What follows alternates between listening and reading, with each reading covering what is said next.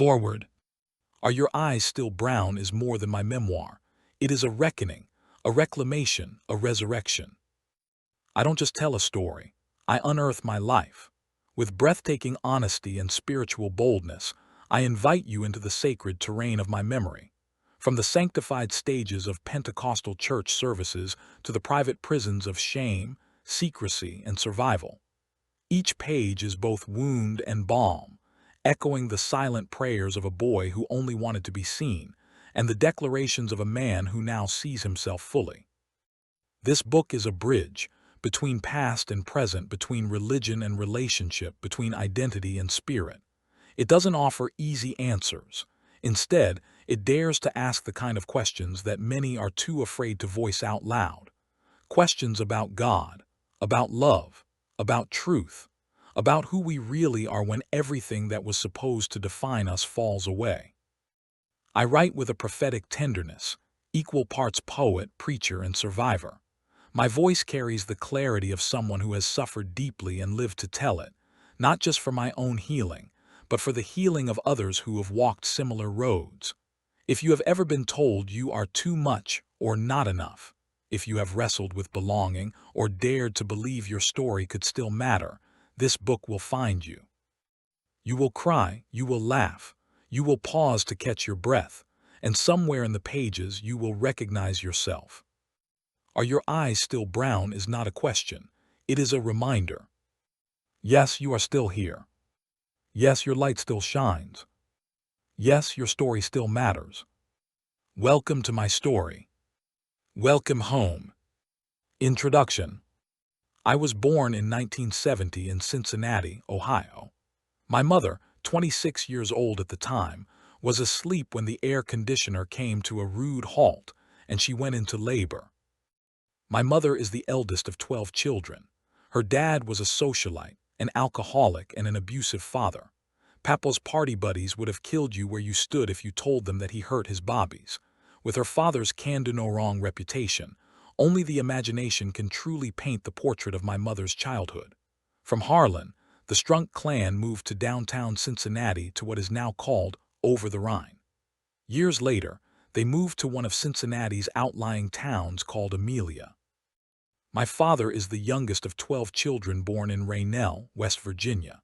His was also a violent alcoholic who often came home in drunken rages. Dad left home at 18 to join the army, but after just 6 months, he'd had enough and left the service. Soon after, he and his brother moved to Ohio. Months later, they found themselves at a party where Dad spotted a beautiful, black-headed girl. He nudged his brother in the ribs and said, "I'm gonna marry that girl." I spoke to my grandmother before she passed, hopping to fill in the gaps of my parents' whirlwind courtship. She told me that, despite her best efforts, Papa was a tyrant. As the eldest, my mom was watched like a hawk, her every move scrutinized. The only way she could acknowledge her relationship with my father was to wait until she got on the school bus to wear her engagement ring and change into the red sweater he'd given her. Papa believed that a woman who wore red was a harlot. Don't ask, I didn't. So with Papa's off-the-wall opinion, Mama helped my mother hide her red sweater and reminded her to take her ring off before she got home from school. Their dates consisted of brief meetings at the front yard picnic table. Occasionally, Mom would sneak away to a party or two to just so happen to run into Dad while there. Dad loves to tell the story of the time he asked Papa for his daughter's hand in marriage. Papa's response was no and absolutely no. With Dad's hopes dashed, he made a plan B with his brother Robert and Robert's new bride, Patty. Dad snuck Mom out the back door and into Robert's car, and they were off to Jellicoe, Tennessee to be married. The only thing they hadn't accounted for was the fact that Mom was 16 and couldn't legally marry without parental consent. After a full day of driving from Amelia, Ohio to Jellicoe, Tennessee, then to Raynell, West Virginia, they finally found a preacher, Dad's uncle, who said yes. After the "I do" were said, they went to meet my father's parents. It's almost like watching a sitcom when my parents tell these stories, because while they're talking, us kids are mouthing every word right along with them. Still, I wouldn't trade story time for anything. It gives me such a sense of security and preservation when my parents recall our heritage. I'm proud of the fact that, for more than 60 years, my parents are still together, more in love now than they were in those early years. When I was 8 years old, Mom decided she needed a vacation, and I needed to get away. Logical solution: church camp. My sister and brother had been attending camp for 3 years prior and loved it. That wasn't enough for me, though.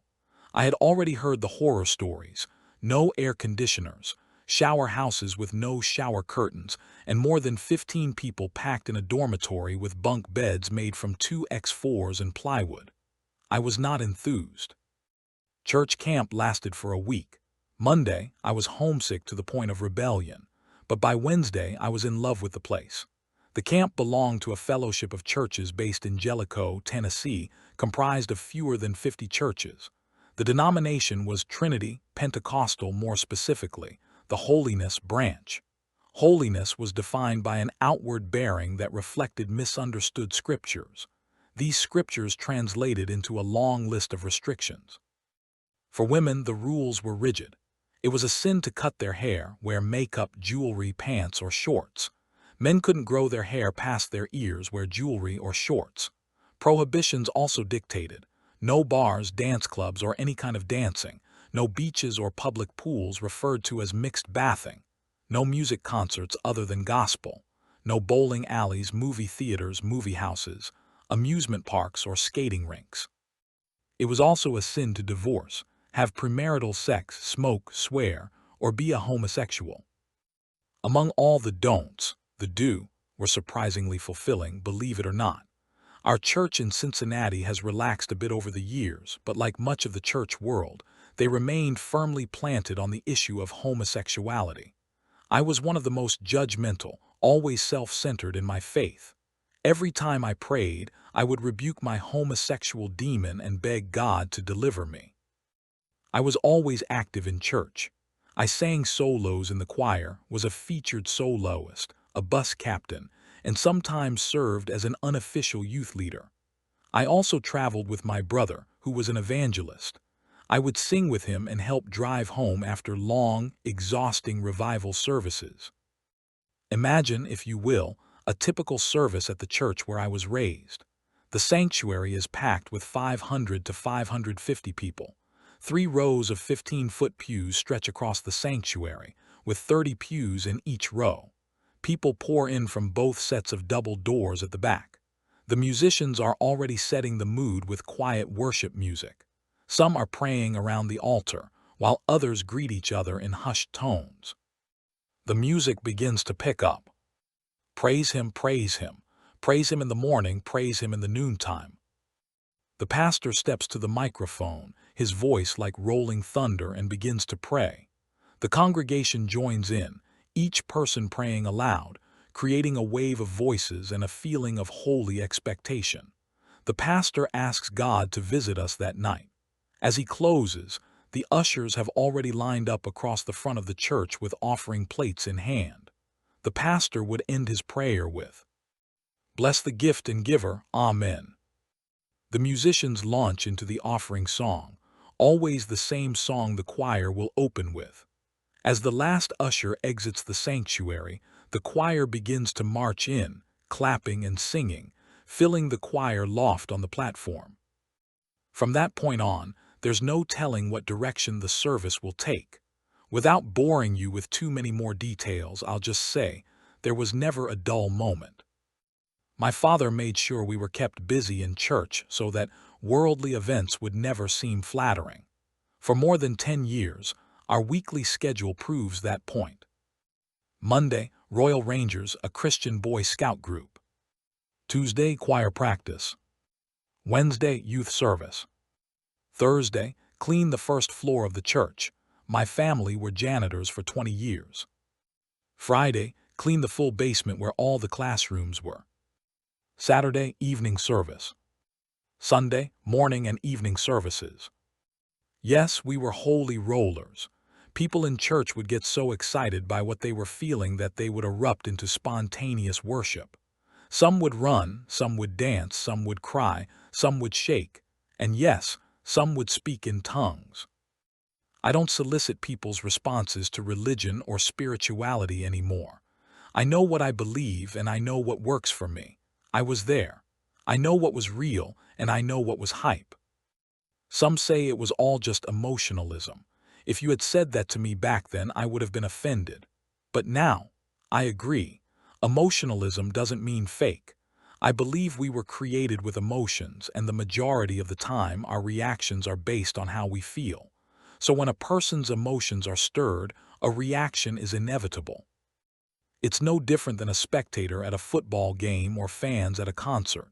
When emotions are tapped, joy and pure energy explode. I've experienced it myself. We all have to believe in something. Whether you identify as an atheist, a devout Satanist, a God-fearing Pentecostal, or someone with no spiritual beliefs at all, you still believe in something. At just 3 days old, I was dedicated in the church, and I attended faithfully until I was 20 years old. I'm the youngest in my family, and for years, the only one who wasn't attending a Pentecostal church. And yet, even when I wasn't attending, my faith and relationship with God were stronger than they had ever been when I did. Chapter 1: The Wondering Years.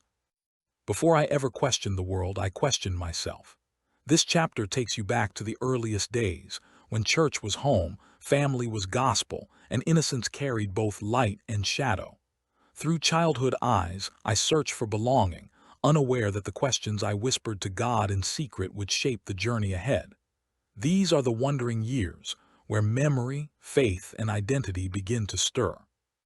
In the summer of 1974, we moved to a city in the heart of Cincinnati, Ohio called Norwood. There I entered the Norwood City school system. Mostly what I remember of those early years is a mixture of church and school, and I do mean mixture. There were mornings I would get ready for school, grab my pencil and lunch box, only to be surprised when we pulled into the church's parking lot. My family was amused, but I was confused. When I was in the 3rd grade, our pastor was considering the installation of a Christian school utilizing the church's facilities. This would have meant being at the church all day for school and all night for the church services, activities, and our janitorial duties. My sister, brother, and I protested in one voice. Please don't make us start hatting church.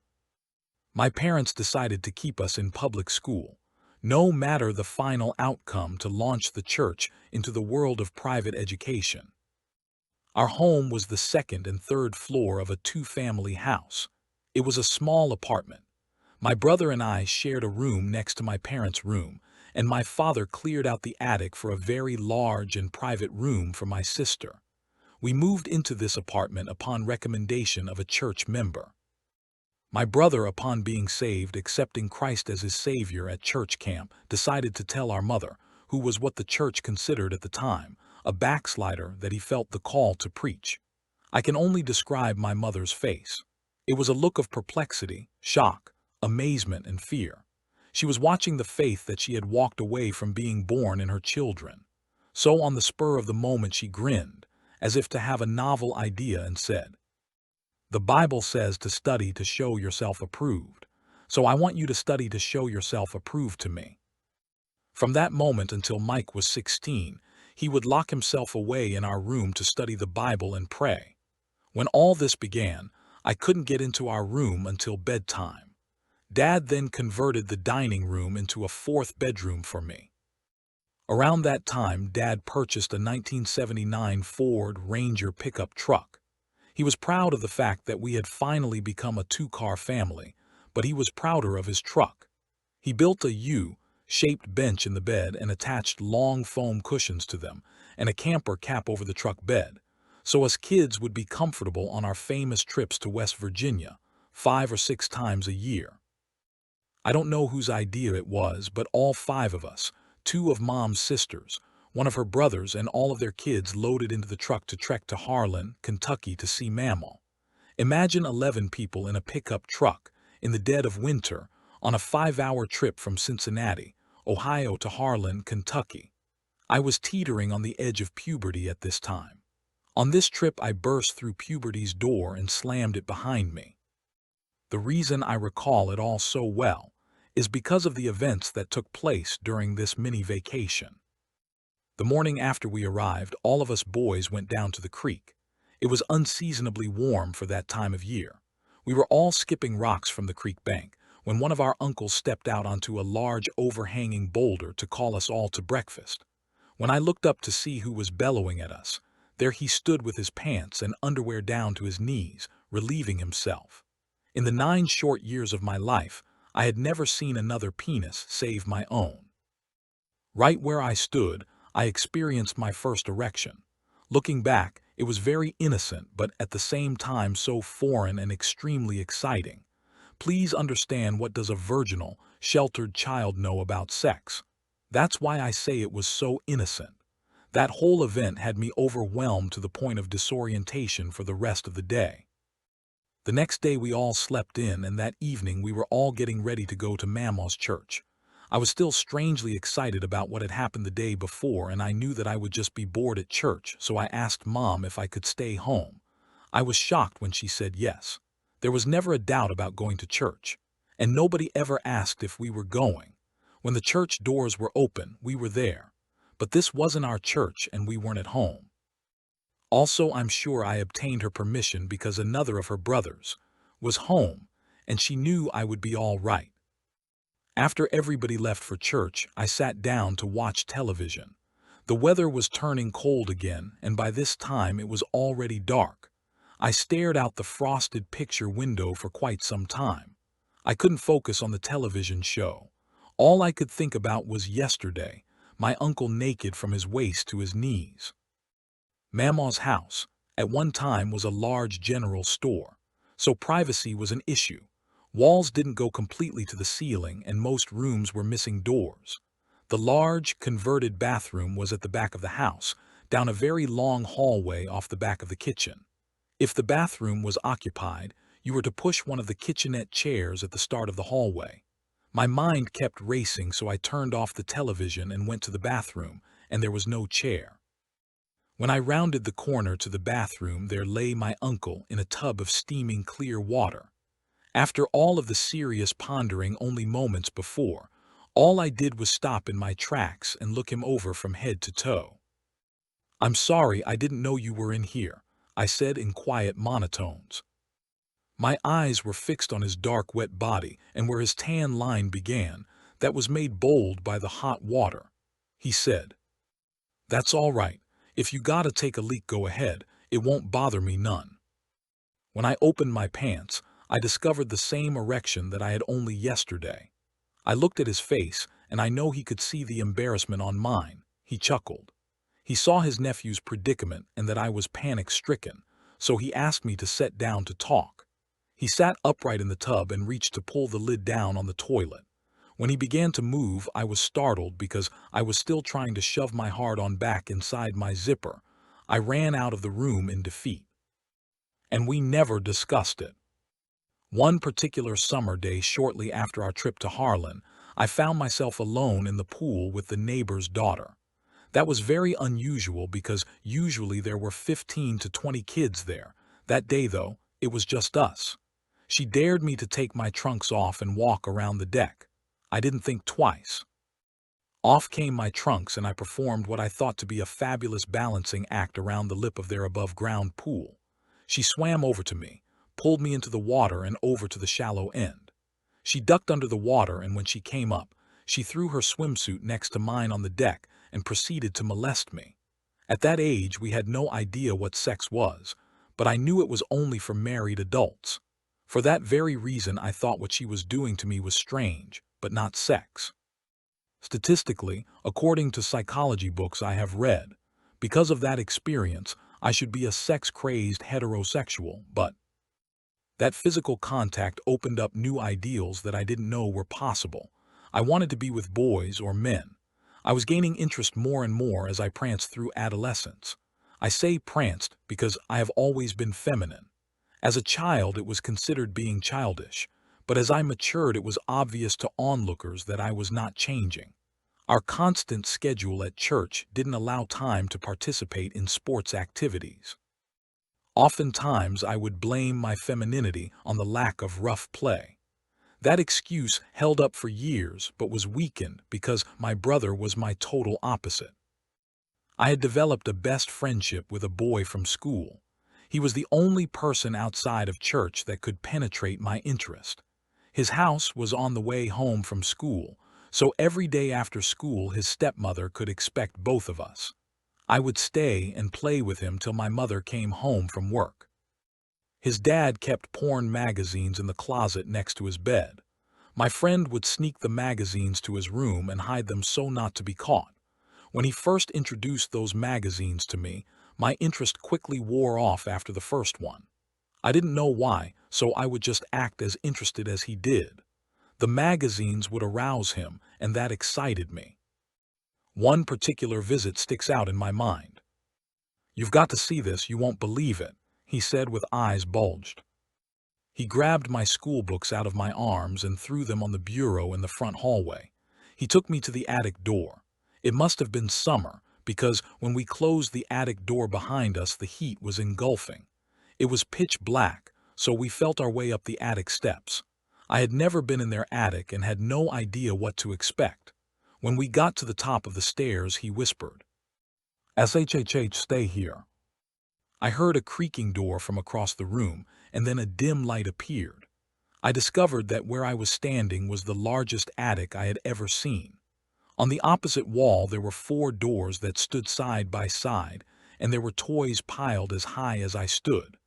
I must confess I was puzzled because we were a little too old for toys, so I asked, "What did you bring me up here for toys?" He walked over to me and grinned and said, "Shut up and follow me." He took me to the last of the 4 doors where the light was coming from. When we stepped inside, my eyes began to adjust from the darkness to the bare, bulbed light hanging from the ceiling. He said, "Be quiet, the family room is right underneath us." When my eyes adjusted, I realized what all the quiet excitement was for. The entire room was filled with porn magazines. Some were stacked neatly along the walls, and others were in a huge, unorganized pile in the middle of the floor. He said, with what sounded like a lump in his throat, "Jump in."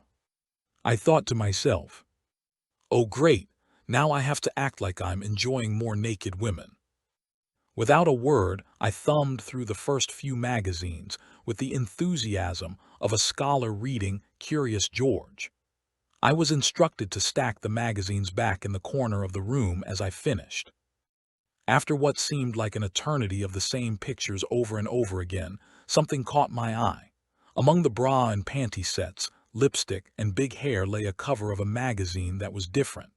A man obviously naked, but the picture stopped right below his waist. I snatched it quickly as he was stacking magazines in the corner. I picked up the closest Playboy and opened it to the centerfold. I laid my new discovery inside. I began to turn the pages of the Playboy as I had done before, acting disinterested. When I finally found the cover of the magazine I had hidden inside, my heart began to race. I studied it closely. He had dark, wavy, full hair, piercing blue eyes, and a cocky smile. His thick, muscular, hairy arms were folded, and that action made his forearms and biceps ripple from hard muscle pushed against his bronzed skin. I studied that picture like I had never studied for a test. I opened the magazine and began to slowly turn the pages. I went to the next page and next and the next. I said aloud, "Do people actually read these ads?" He said sarcastically, "Oh yay, I'm sure that's why my dad bought these."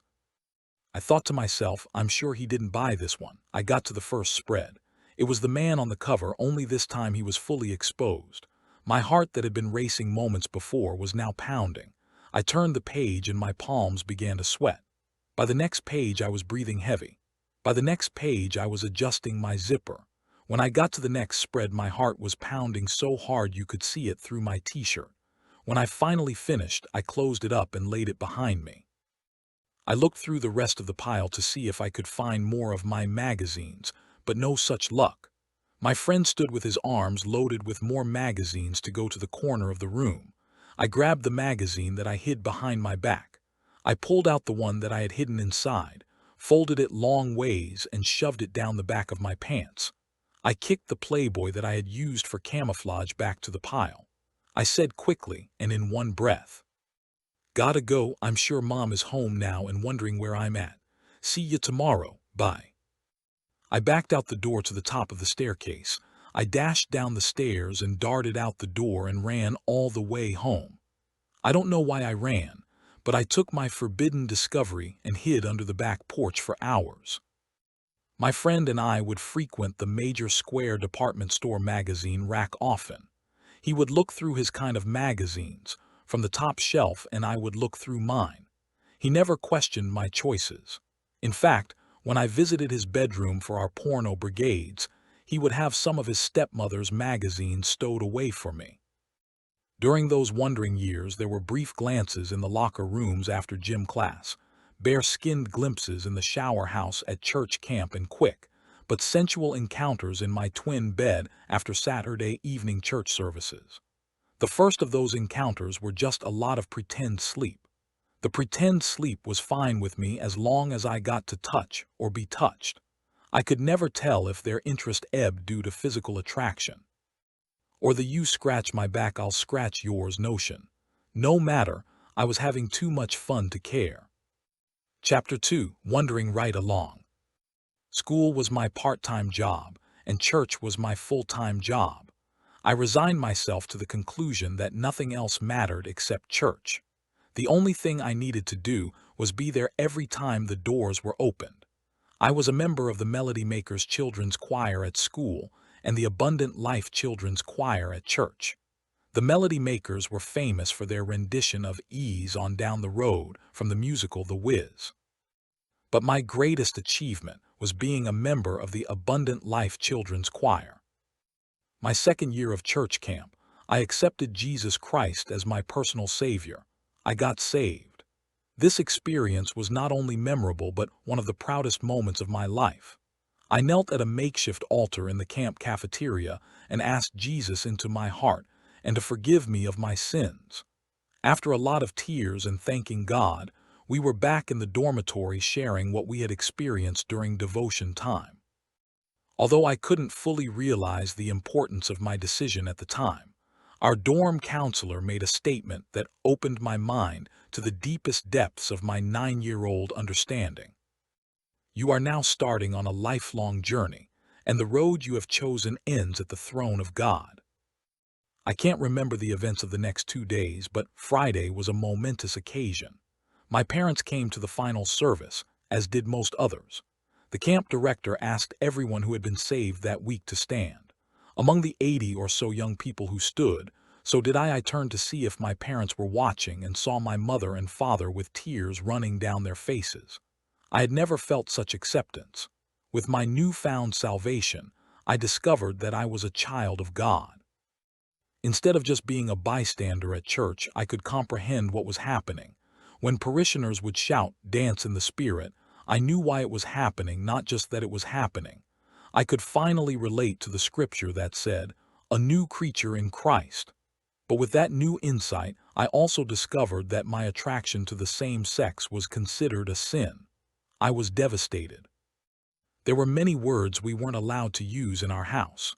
Beyond the usual cuss words that Mom helped us find substitutes for, there were also shoot, dag, fudge, fart, whatever, anyway, queer, and fag. Mom considered these to be bywords, and the Bible called bywords a sin. She often said, "Anybody who uses bywords lacks intelligence." I was in 5th grade when I began to discover the meaning of the last 2 words on that list. My teacher, Mrs. Harold, used them liberally to describe fellow teachers and even members of her own family. Fag this and queer that, Mrs. Harold introduced me to their slang definitions. There was a boy in my class named Manuel Rodriguez. He was beautiful, affectionate, and very sensitive. He had stereotypical Spanish features: dark hair, dark brown eyes, olive skin, and a smile that lit up my world. When he entered the room, he would greet me with a hug and a kiss on the lips. I didn't know it then, but I was developing my first crush. We were inseparable. You could always find us together, at recess, in the cafeteria, or pushing our desks together for class projects. One day, Mrs. Harold wasn't at the door as usual but already seated at her desk. I was at mine when Manuel came in, dropped his books behind me, gave me his usual hug and kiss, and sat on the desk in front of me. Just as he asked how I was doing, Mrs. Harold shrieked, "What are you little faggots doing?" She jumped up, her oak chair slamming against the wall. She stomped toward us, her beehive hairdo bouncing with each step of her orthopedic shoes. She leered at us, grabbed Manuel's ear, twisted it, and yanked him off the desk. He rose to his tiptoes to relieve the pain. She scolded, "You don't kiss boys. Only queers do that kind of stuff. Don't you know God blew up a whole city for that in the Bible?" We were in tears, as were the rest of the class just arriving. She pulled Manuel out the door and down the hall. I ran after them, crying. She left us in the principal's waiting room. We sat in silence, sniffled, and held hands. 20 minutes later, Manuel's parents arrived. Mrs. Rodriguez crouched down to wipe his tears. He let go of my hand and collapsed into her arms, sobbing. The office door opened. The principal asked Mr. and Mrs. Rodriguez to come in. From behind the door, Mrs. Harold snapped, "Manuel, you stay here. Soctt, go back to class and keep your mouth shut." It felt like I was walking my last mile. When I entered the classroom, everyone stared. I flopped into my seat. A neighboring teacher handed me a fat pencil and blank paper, saying, "Keep busy till your teacher gets back." Mrs. Harold eventually returned, acting like nothing had happened. I kept waiting for Manuel, but he never came back. After lunch and recess, she announced a new seating chart and assigned someone to sit behind me. I never saw Manuel Rodriguez again. In 6th grade, the focus was preparation for junior high. Each subject had a different teacher. We even got lockers. That summer, I decided to keep my feelings to myself. I entered the proverbial closet and turned off the light. If eyes are the windows to the soul, then Mr. Robinson had a window seat. He was my social studies teacher and the first person I considered worldly. While the church saw that as a dirty word, he made it seem inviting. Masculine, dark-eyed, with salt-on-pepper hair and a well-trimmed beard, he taught in a way that held my attention. Even into junior high, I stopped by his class after school. He'd often be changing into jogging clothes. I knew when I arrived he'd be naked or almost there. He never seemed bothered by my visits. After a month he asked, "Why do you stop by every day?" Folding his thick, hairy arms across his chest and patting his bare foot on the floor. I glanced from his grin to his crotch and said nothing. He didn't press me again. He eventually transferred to another school. We lost touch, but I still remember him. Thank you, Mr. Robinson, for at least understanding. High school was rough. I skipped classes and sometimes entire days. I was nicknamed the office sissy because I gave up free bells to work in the office. Don't pity me, it was a term of endearment, or so I choose to believe. But there were bright spots. I discovered my love for singing. I was in the boys' chorus and the chorale. We always brought home first-place trophies. My peak moment was performing Sandy Patty's Forever Friends at the senior spring concert. I was used to audiences shouting "Amen" and "Hallelujah," but this one was silent. I couldn't see anyone through the spotlight and I was terrified. When the final note ended, the lights came up. I feared I had bombed until the standing ovation erupted. As I returned to the risers, guys gave me high fives, and girls gave me big, lipsticked kisses. When I turned to face the audience again, the applause rose once more. Our director motioned for me to take another bow. I imagined I had just finished a sold-out concert. I felt like a celebrity, but pride crept in and conviction followed. "Who do you think you are?" I asked myself. "You're stealing God's glory." I mentally repented and mouthed, "Thank you." Senior year, I had a teacher named Susan Rogers. At first, she seemed like just another teacher. But when she explained the structure and symbolism of poetry, I was hooked. I had already discovered poetry in 7th grade as a release from my inner turmoil. Mrs. Rogers taught me to examine that inner child, learn from him, and draw from those lessons. She also taught me not to fear death's preparations, for understanding replaces fear. Beyond instruction, she became a comrade of intellect and life's balance. Years later, when I came out to her, her response was simple. "Are your eyes still brown?" I said yes. She replied, "Then nothing has changed." How beautiful. Later that year, a classmate humiliated me in the restroom. I was blowing my nose in a stall. When I stepped out, he was there, cigarette dangling. He sneered. "Now I know what you've been playing with." Word spread fast. I was nicknamed Jackoff Jeff. Even teachers used it. I couldn't handle the constant teasing, so I stopped going to school. On the second to last day of the year, I walked into the office and withdrew. When they tried to stop me, I reminded them I was 18. I said, "When I asked for help, you told me to grow up. Now I'm handling it and you can't stand it. Too little, too late." I dropped off my papers and left. My parents were devastated. A week later, I got my GED, which brought them some peace. At church, I was listed as a graduate, but I removed my name, saying I didn't want to go on stage. I had stolen my brother's key to the church and made a copy. I'd go there to pray alone. I was in every prayer line, anointed with oil, desperate for deliverance. But I always awoke the next day, gay as ever. I never spoke the word gay aloud. I feared it meant admitting defeat. One night, in total darkness of the sanctuary, I finally whispered, "God, I don't know what I'm doing, but if I admit that I'm gay, maybe you can help me." There were no more words. I felt empty, as if God had left. I whispered, "Can I be gay and still be your child?"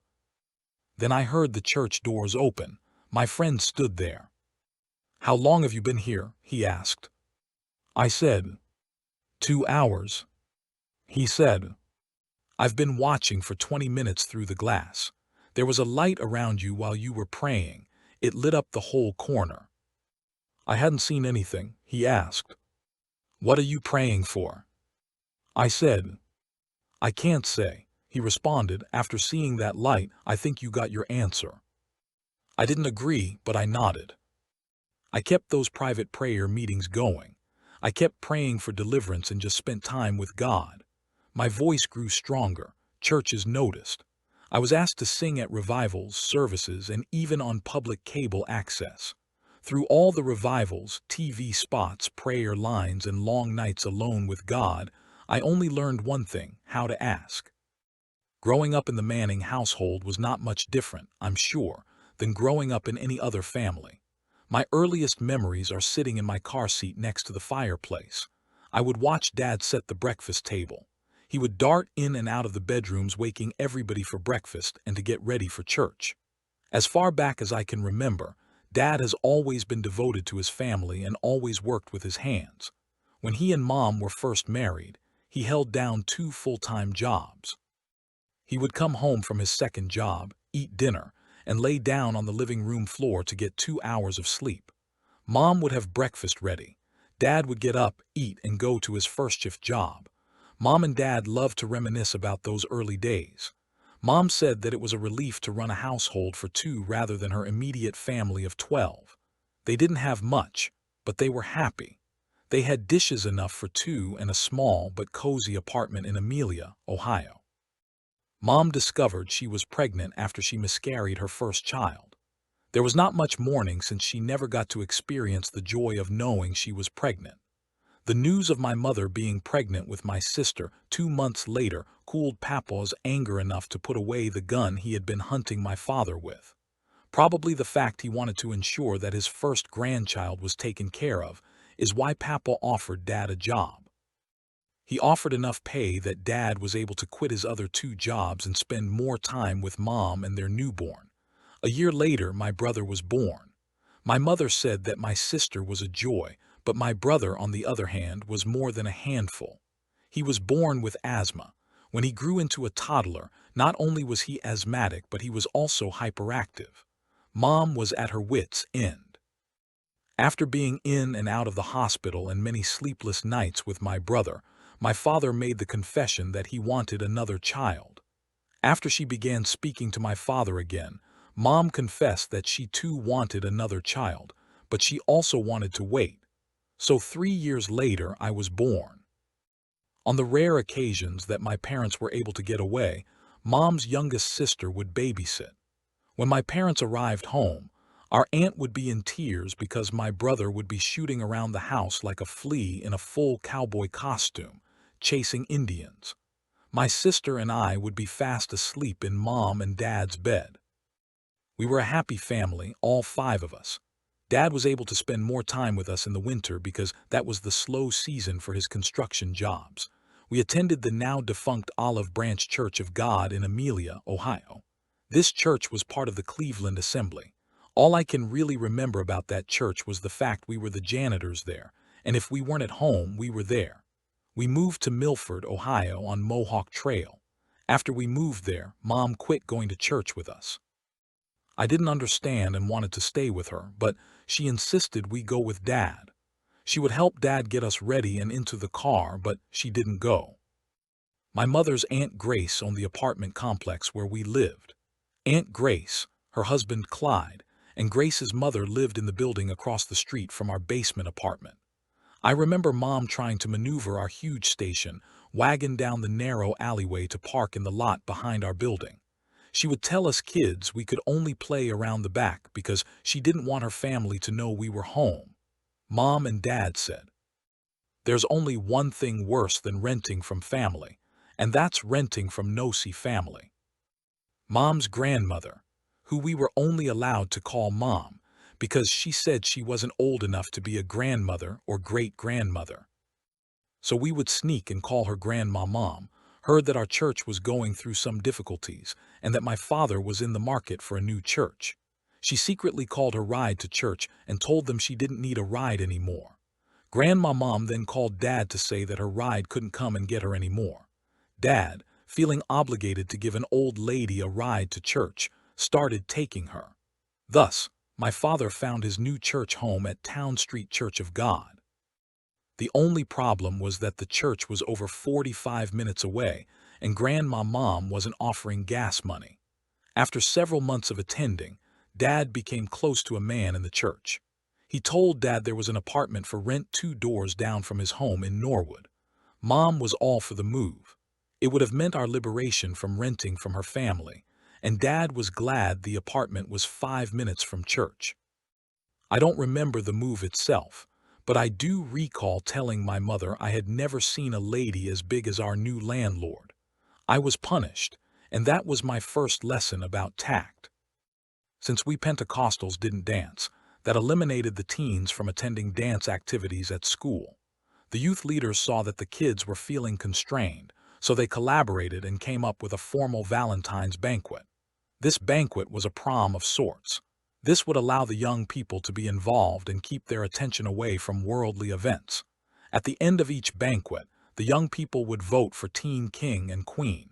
In the early 80s, my sister was voted teen queen. Mom only came to church with us on special occasions such as Easter or Christmas.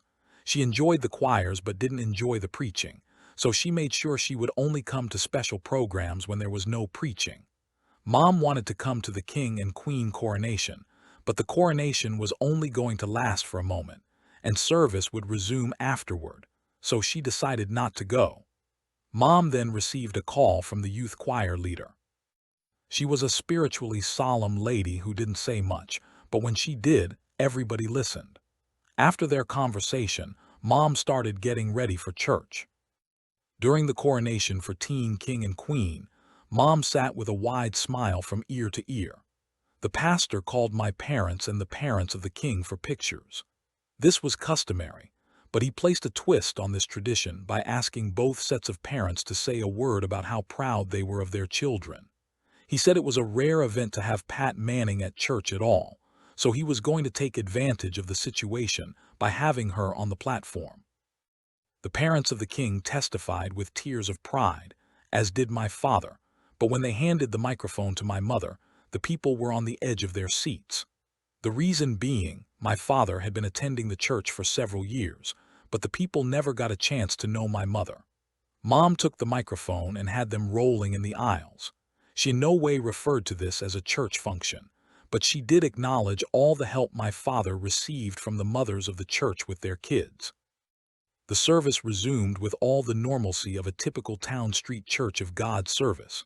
My father always sat on the front pew to the right of the platform, and I always sat with him, but this time I wanted to sit with Mom in the back. I wanted to show her off. The choir sang and marched down from the platform, and then the youth choir marched up and began their performance. When they finished, they were getting ready to march down, but the pastor stopped them and asked them to remain on the stage. He walked over to the youth choir leader, who was playing the organ, and whispered in her ear. She motioned for a replacement on the organ and led the choir in a song. The music played quietly, and the pastor began with a question he used often. He asked, "If your heart was to stop beating, or you were to take your last breath right now, would you spend eternity in heaven or hell?" All heads were bowed and all eyes were closed except for Mom's and mine. She was watching the pastor and I was watching her. Her eyes were tearing up. The tears fell from her cheeks to her lap. The pastor continued, "If you were to die or if the rapture were to take place right now, would you be ready? If not, raise your hand." Mom's hand rose. "All those that raised your hand, please come to the altar so we can pray with you," the pastor implored. Mom stood with no hesitation. She was walking so fast to the front of the church that she was nearly running. When she found a place at the altar, she was immediately surrounded by dozens of women, and the youth choir leader came and stood in front of her. They were all laying hands on her, crying and praying. An hour or so later, the music was playing fast and loud. Mom, as well as the rest of the church, was dancing and shouting in front of the altar. From that day until now, Mom is one of the most spiritually minded people I know. It has been almost 50 years since that day, and I have more confidence in her prayers than I sometimes have in my own. It was then complete. The whole family was now going to church together. My sister joined the youth choir and then became a member of the adult choir, and my brother followed suit. Since I was 3 years behind my brother, I was still in the children's choir. My siblings were able to play the piano and harmonize by ear. They then began to sing duets during church services and solos for the choirs. From that, they began to get more and more involved in the youth department. I decided I wanted to try my hand at singing. Let's just say, it was a disaster. My sister taught the songs to me. I could retain the words just fine, but staying on key and in pitch was a different story altogether. My father would tell the children's choir director before Wednesday night service that I should sing a solo for the choir. My sister would come to the piano and play the introduction for the song. For example, in the key of C, I, in turn, would begin to sing the song in a whole other key. My sister would then try to find the key I was singing in, but to no avail. Every time she found where I was, I would find another key to sing in. The choir director, my sister, the children's choir, and I would be embarrassed beyond belief that somebody could butcher a song so greatly. I vowed every time I got up to sing that I would never do it again.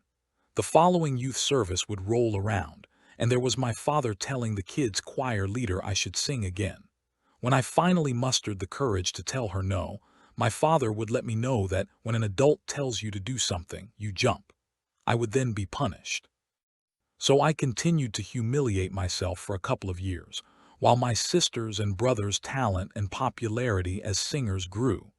I was fed up with everybody asking, including myself, why my sister and brother could sing so well but I couldn't carry a tune in a bucket if it had wheels and a handle on it. Okay, so maybe nobody really asked me that, but I asked myself that question many times. I was 14 when I grew tired of living in my siblings' shadow. I started saving my lunch money to buy Christian soundtracks. The adult choir at this point were the only ones to use soundtracks. The church didn't seem to respond to them well. The pastor even referred to them as canned music. He was right. Music on tape seemed impersonal, but the dilemma I was facing was that the piano players at church didn't want to play for a tone-deaf kid, and I didn't blame them. After 2 months of saving my lunch money, $1.25 a day, I was able to purchase 3 soundtracks. I practiced in my bedroom until I emulated every note and sound of the demonstration on side B of the tapes. I never let anybody in my family hear those songs. I chose Dottie Rambo, Oil and the Wine as my first soundtrack solo. The lyrics of the song were very deep and thought-provoking. It was probably too deep for a 14-year-old to tackle, but I wanted the congregation to take notice. I told the choir director that I had a song. I could see the apprehension in her eyes. Dad hadn't told her to have me sing in over a year, and I had never volunteered. The children's choir followed a normal program. The choir sang their 2 songs, then a solo, 2 more songs, and then it was my turn.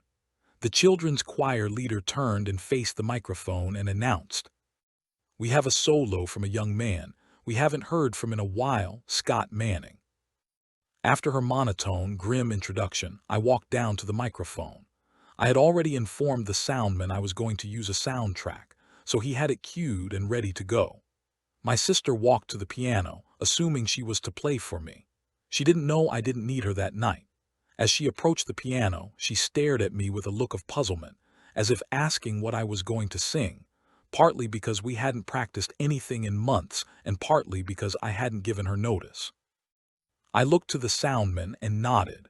The music began to play from the speakers, and I noticed members of the congregation turning around to look up to the sound room, others looking at the choir director, and the rest looking at me in astonishment.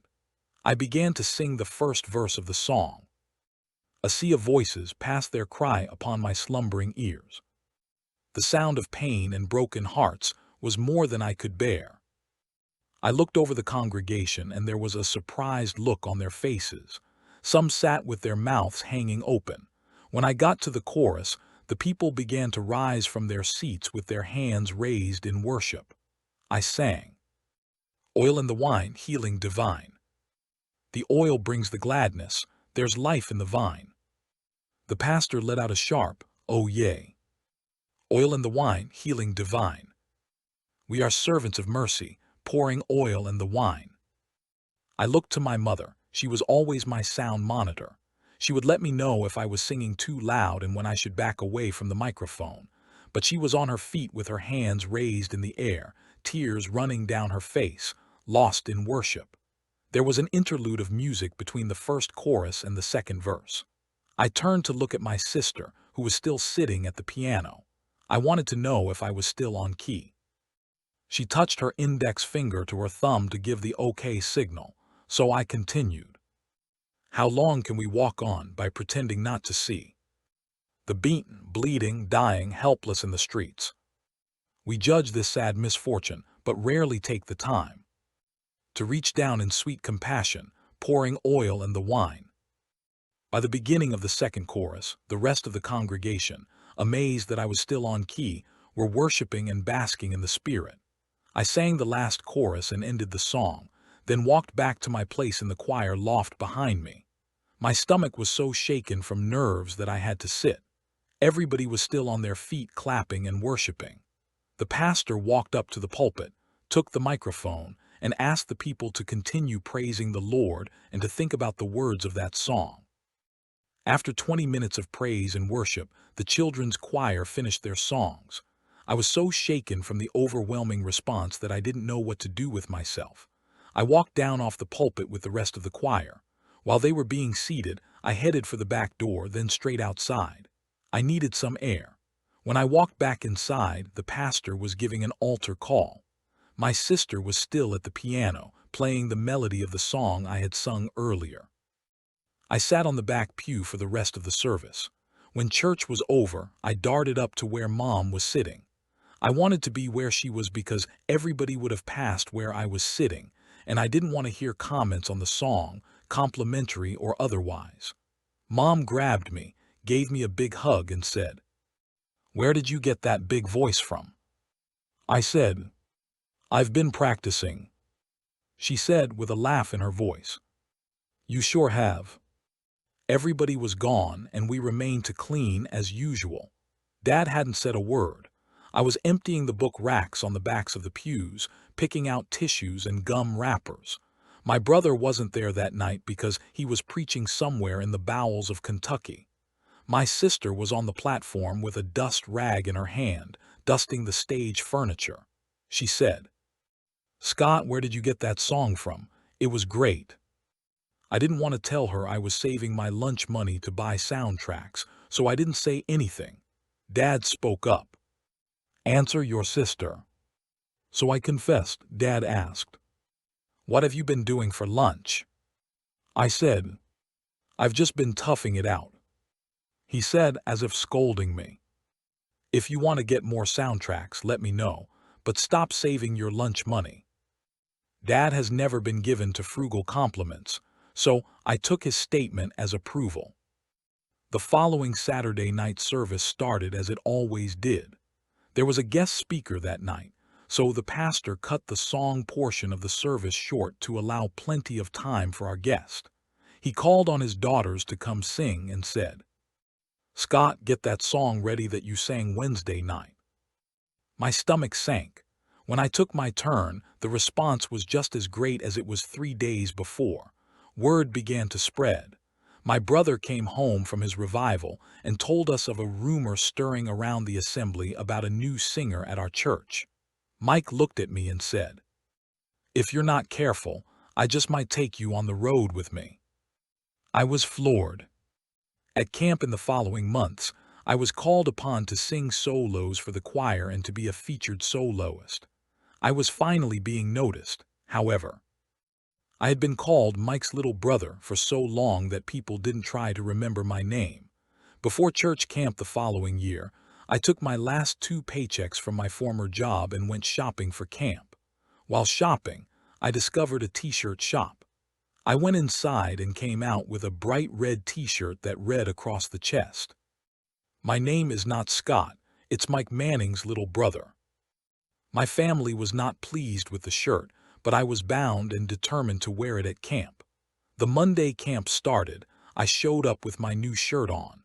The next morning, I was called to the front of the camp auditorium.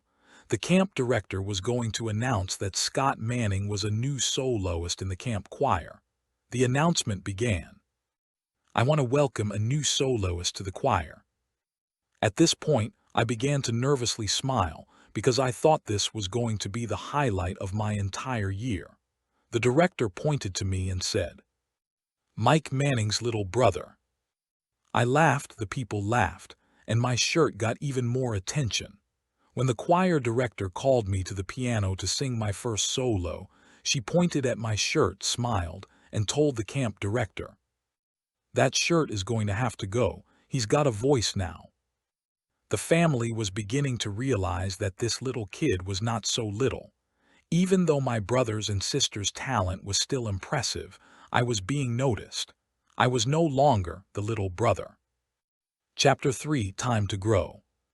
There comes a moment in every life when the lights go out on the old stage, and you find yourself in the wings, dressing for a role you never auditioned for. Chapter 3 is that moment for me. This is not just a chapter about coming of age, it's about coming apart, coming alive, and coming to terms with truths that refuse to stay buried. What unfolds here is a series of unmaskings, of faith that was tangled in fear, of desire cloaked in silence, of identity pressed beneath expectations too rigid to breathe. These pages hold the ache of growing up while trying to stay hidden, the cost of double lives, and the quiet strength it takes to ask, "What if I am the very thing they warned me about?" You'll meet my curiosity, my longing, my shame, and my small rebellions, the pierced ear, the bottle spins, the cherry cokes masking the taste of freedom. You'll also meet Terrence, Queen Richard, Burnet Woods, and the ghosts of altar calls past. And yes, you'll witness pain, real physical pain, in moments of confrontation that should never happen between mother and son. But even then I was growing. Even then I was finding my voice. This chapter is not polished. It is raw. It's full of contradictions, heartbreak, sarcasm, searching, and survival.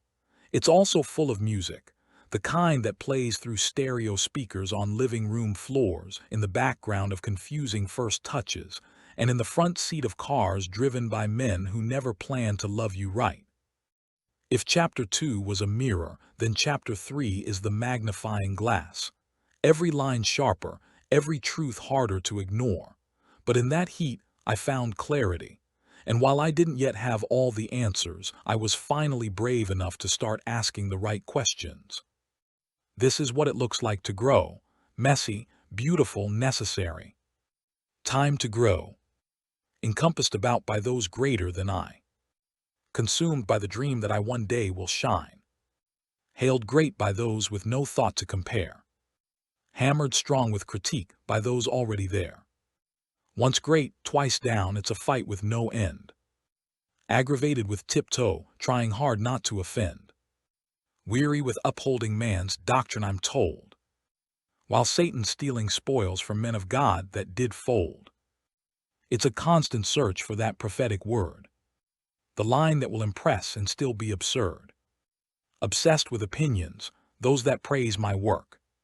Struggle hard on nothing while my duties I shirk. This must be the end, become the man that I am. Burning time-wasting toys of my childhood sham. All the words that rhyme, and the words that connect. Will never this feeling, this my confusion forget. In 1990, my life was rolling at a dizzying pace. I had taken a job at a collection agency and was making more money than a young person probably should. I had a new car and enough money to take me wherever the road would lead. Most of the time, that road led from work to my best friend's house or every revival his parents held, within a 100-mile radius. I was 20 and burning with rebellious curiosity. Those curiosities led to learning how to smoke. I even got my ear pierced on a dare. I had to do some creative covering up until it healed enough to remove the starter stud. I wanted to try alcohol. I really wanted to get drunk, but I was afraid of what kind of drunk I would be. I'd heard stories of people getting drunk and spilling all their secrets, and that was the last thing I needed. So I settled for a few wine coolers.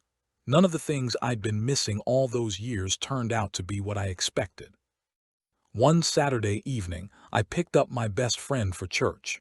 For some reason, our conversation turned to people we had known in the church who were later found to be gay. He asked, "What would you do if you thought you were gay?" I tried to answer as casually as if he'd asked how my day was. "I don't know. I think I would probably stop hanging around. I would quit going to church altogether. You can't live for God and be gay." "Well, maybe you can, but you'd have to constantly seek deliverance."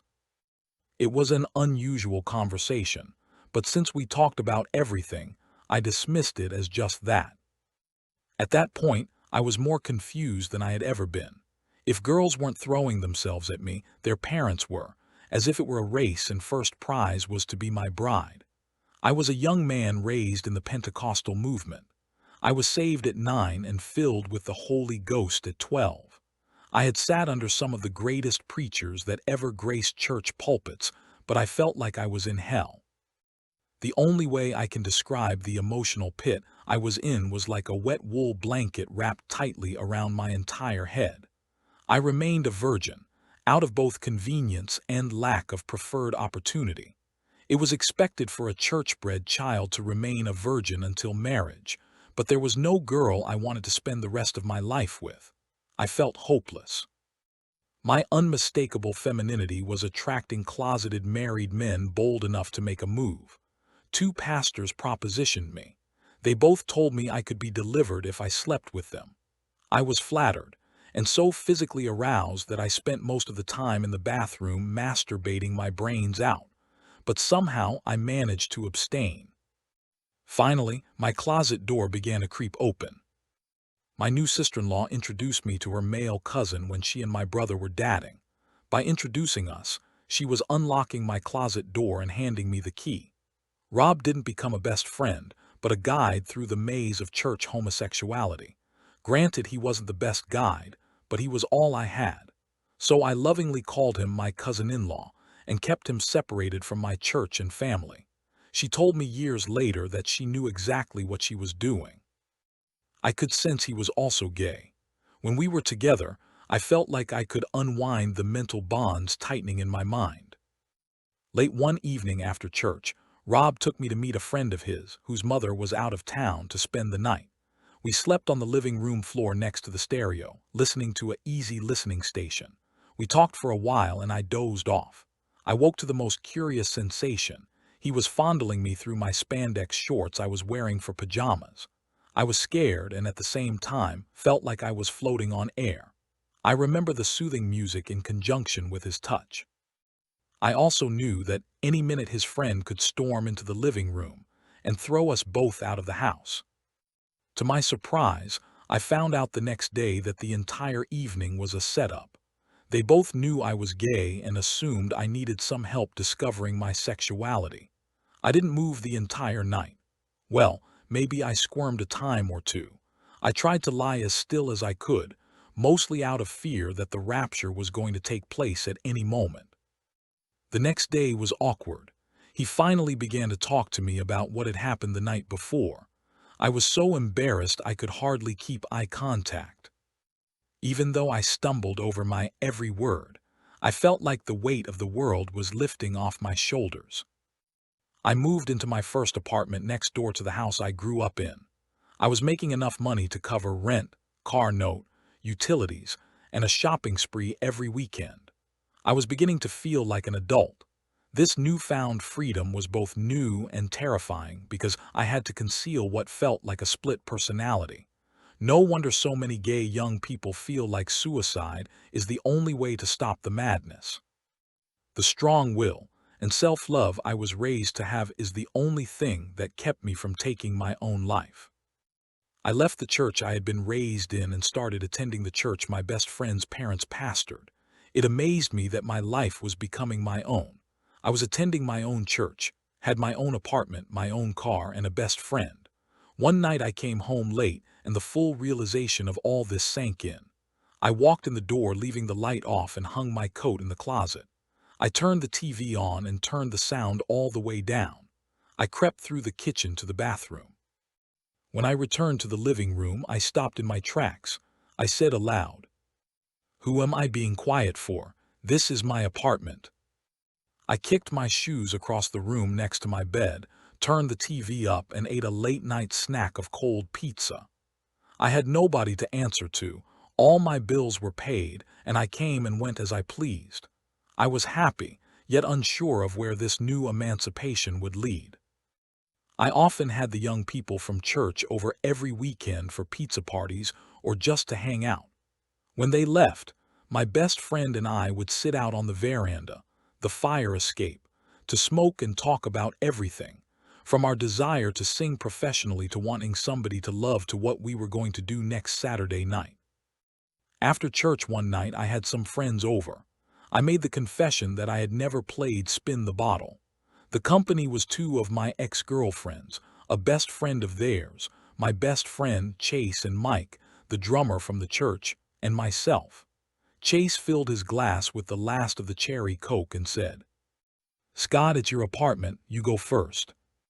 I'm embarrassed to admit that my company had to explain the rules to me, but I caught on quick. To tell the truth, I was grasping for any attraction or lust for the opposite sex that might have been buried deep down inside me, like a prisoner of war. I reached and grabbed the bottle and twisted it with all my might. It stopped on one of my ex-girlfriends. Eventually, it was Mike's turn. When he took his turn, he gave his victim a long, sensual kiss. We all took his lead. I turned out the lights and turned on the stereo. I took one of the young ladies to my bed, which, when the lights were on, was my couch. We both took our cue and began to run the bases. I stopped suddenly, opened my window, crawled out to the fire escape and closed the window behind me. I lit a cigarette and waited for the others to finish. All my hopes were dashed. I tried so hard, but there was nothing there. Trying to force myself was only making me physically ill. I noticed the light come on and the music suddenly became loud. Chase opened the window and crawled out. He said, "Everything is cool." I explained that you were beginning to feel convicted because of what we were doing, so you had to stop before it got out of hand. I gave no response. I wanted to scream. "No, that's not right. I'm gay. You know, they know it. The whole world knows it." But I remained silent. I could feel my eyes filling with tears. I asked Chase if he would entertain while I finished my cigarette. He agreed and went back inside while I regained my composure. That incident left me so bewildered that I called Rob, hoping he could help me make sense of it. He told me he couldn't talk over the phone but invited me to come to his house. When I arrived, he led me to his basement bedroom. After rearranging the furniture so the TV screen wouldn't face the entrance, he pulled out a ladder, climbed to the ceiling, and removed one of the tiles. Then he climbed down holding a videotape. Handing it to me, he asked quietly, "Have you ever seen two men have sex before?" I admitted that I hadn't. "This isn't the best example," he said, "but it's all I've got." He put the tape in the VCR entitled "The Best of Chad Douglas" and turned the volume all the way down. I sat frozen, eyes glued to the screen as the first scene unfolded. In that moment, something inside me clicked. This was what I wanted. I wanted a man to make love to me like that. Memories flooded back. The magazine I found in my friend's attic, the secret pretend sleep encounters in my twin bed, the stolen glances of bare skin in locker rooms and camp showers. Rob broke the silence. "Well, what do you think?" I swallowed hard. I found my answer. Now I want more. That video fueled a fire inside me for weeks. I wasn't confusing sex with love. I knew there was a difference, and I wanted both. Several months later, I got a call from Rob. He needed a place to stay. After coming out to his family, they had rejected him. He didn't want therapy. He knew it wasn't for him, so he fled, parking his car at the greater Cincinnati airport, leaving a note that said he had left the state. He showed up at my apartment with $2,000 taken from his parents' account. He stayed for a couple of weeks, careful to avoid my company when guests came over so I wouldn't get caught in the fallout. One morning I woke to the smell of breakfast. Rob was already up. "I can't get my car out until tomorrow. Will you take me to Burnett Woods?" he asked. "Where that?" He smiled. "I'll show you." Burnett Woods was a park across from the University of Cincinnati, a known gay hangout. "No way. Do you want me to get raped or killed or something?" "Not at all," he said, laughing. "It's just a place to meet people. You'll love it, I promise." I agreed on one condition. If I feel uncomfortable, I'm out. We arrived late afternoon. Cars filled almost every spot.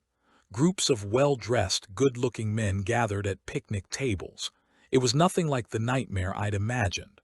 Among them was a flamboyant man who introduced himself as Queen Richard, loud, large, and unapologetically feminine. I was nervous around him, but to my surprise, he defended me against the teasing about being the new meat. Time flew. When I glanced at my watch, it was 7:30. The church service had started an hour earlier. I knew I'd missed it, but I didn't care.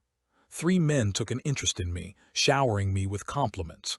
It was the first time I'd ever been the object of a man's desire, let alone 3 at once. They each asked me out, but I declined gently, still needing to adjust to this new reality. The park closed at 10:00, or what everyone called the witching hour. We said our goodbyes. And I left feeling empty, but this time it was different. I wasn't alone anymore. Liar's call. No truth can be found. I must cover my tracks. Nowhere to run. How must I act? There is a lie that will stop it all. But I know that lie will start it all. No sense can decipher. No one understands. The tracks covered up by the liar's clever hands. Burnett Woods became my obsession, my home away from home. The special place I once reserved in my heart for church camp, the assembly, and church services became a faint but pleasant memory. I was meeting men who were just like me. My gayness became as normal to me as the sky is to a skyline. I was full of mixed emotions about my new haven. I began to skip church just so I could spend more time there. This was totally out of character for me. Every time I went to the park, I would meet somebody new. One gentleman in particular stands out in my mind. We were talking about where we came from and our upbringings. I discovered that he too was raised Pentecostal, and had attended the largest Assembly of God church in Cincinnati. His mother had caught him in bed making love to the pastor's son. He was dismissed from his home and given a $20,000 check to assure he would keep his mouth shut. He was justified in his cynicism, but my heart broke for him. He loved the church and his ministry of music, but the thought of going to a church where he was not welcome because he was gay was tearing him apart. To make matters worse, the pastor's son, the man he was involved with, was still deeply involved in nearly every aspect of the church. I held his hand and tried to give him a little hope. I said, "Do you remember when Jimmy Swaggart confessed that he had sinned?"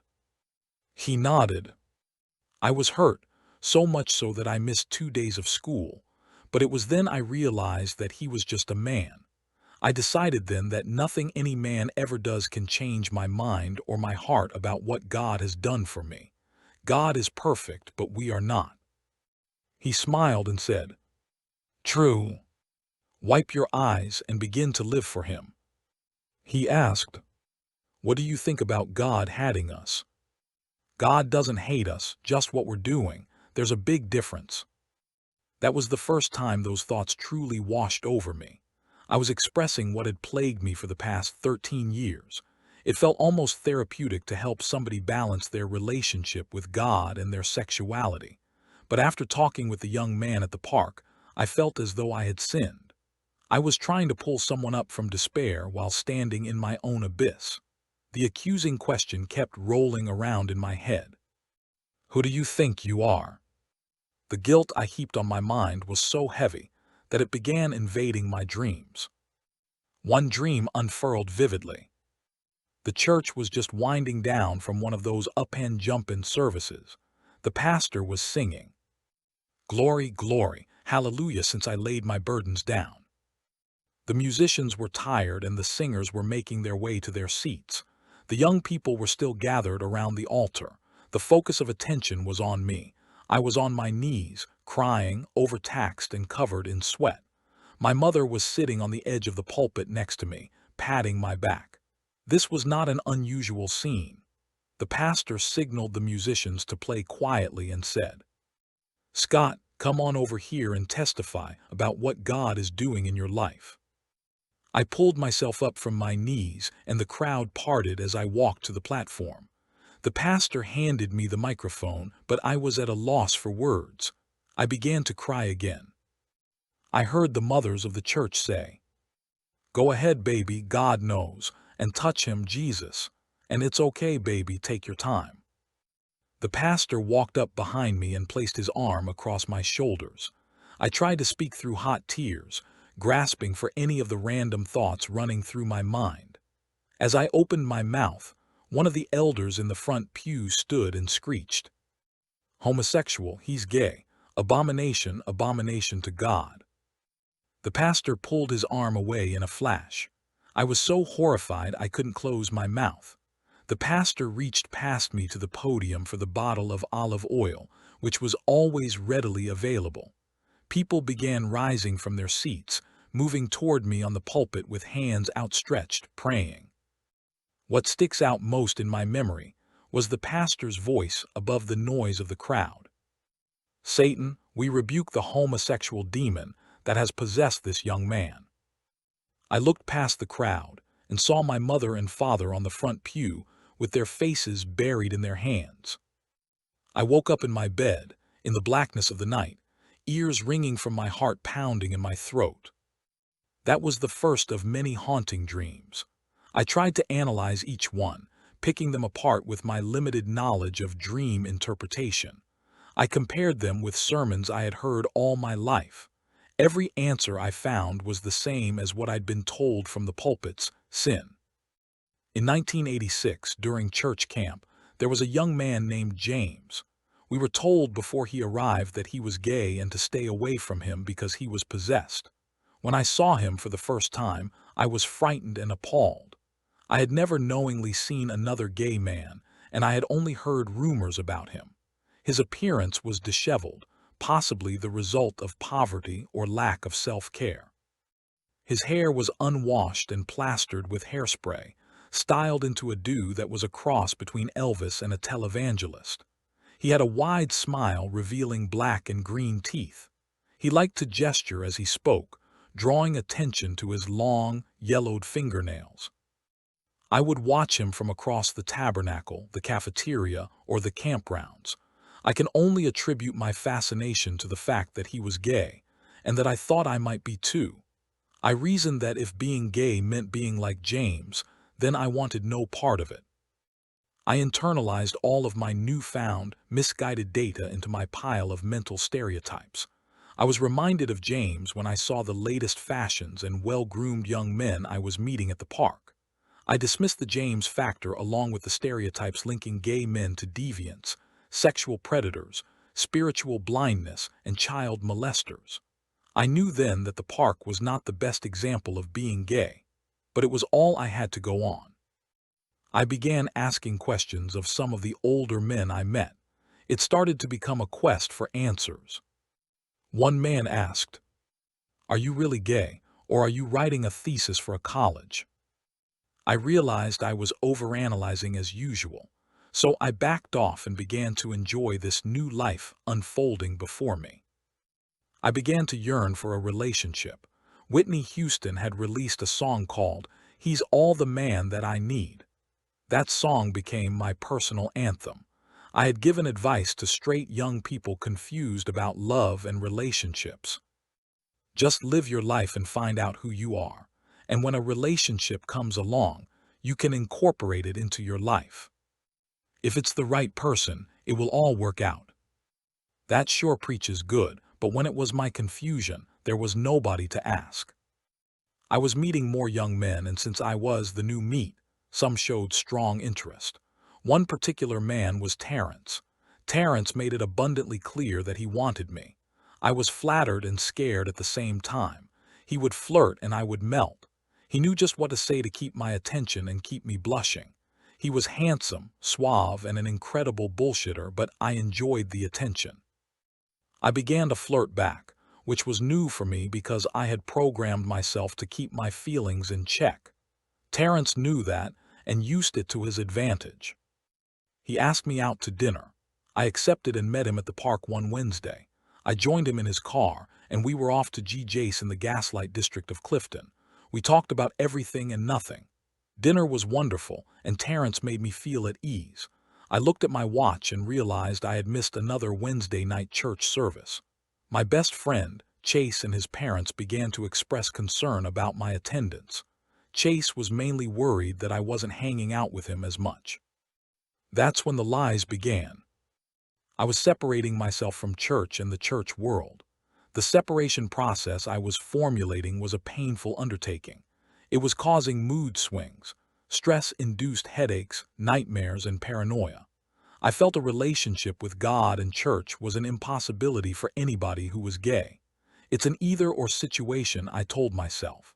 My search for answers was becoming an aimless chase for time, as though time could be caught in my hand. Mom confronted me in the basement. She pulled back the sheet I had hanging from the rafters of the basement ceiling for walls. "Scott, are you smoking down here?" I quickly became defensive and irate. "No, I'm not smoking down here." "Then why does it smell like smoke down here? It's getting in the air ducts and you can smell it all over the house." I returned arrogantly. "I went to some bar with friends and people smoke there. I guess you're smelling the smoke from my dirty clothes hamper." Mom began to cry and said, "What are you doing going to bars? Don't you know how dangerous that is, not to mention a sin?" I interrupted.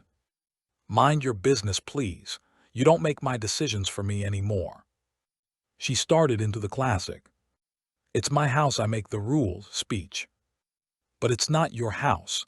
You don't even work to pay the bills around here." Mom had become permanently disabled 2 months after they moved into this house and couldn't work. A look of horrified surprise crossed her face, followed by immediate contempt. She started toward me with her hand raised to slap me. I blocked her arm and she screamed in pain. The force of her arm deflected by my own was apparently painful because she was holding her arm and moaning. She became enraged and came for my throat with both hands. I was as enraged as she was, and I grabbed both of her wrists tightly and wouldn't let go. I was squeezing them as tight as I could. She was screaming and struggling to get loose. I said, "I'll let go of you if you don't touch me again." She screamed yes. I let go and she stumbled back onto the antique armoire.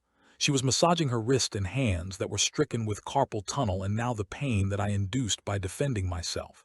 In another fit of fury, she ran toward me again with her hand raised to slap me. I grabbed her wrist again and twisted it backwards. Again she began to scream. She raised her other hand and began punching my face. I grabbed her other wrist and twisted it backwards also. At this point she was on her knees writhing in pain. I said, "Don't ever touch me again." I let go of her hands, left her on the floor, ran upstairs and out the front door. I went straight to Chase's house and knocked on the door. His little sister answered and saw that I was crying. She took my hand and led me to the kitchen where Chase and his mother were sitting at the table. Their faces held looks of disappointment. Sherry stood up and hugged me, asking if I was going to be okay. She told me that Mom had called and told her everything. That was the first time my mother had ever called around looking for me. At first, I resented it. But then I realized it was the first physical fight we had ever had, and she probably felt like she didn't know me anymore. Because that's exactly how I felt. All I got from my conversation with Chase and Sherry was that they were glad they'd never fought like that. Chase said he would have to stand and take it if his mother came at him like that, because there was too much respect between them. Their "I could never" talk didn't help me one bit. I was so repelled by their obvious show of superiority that I decided that very night to cut all association with them.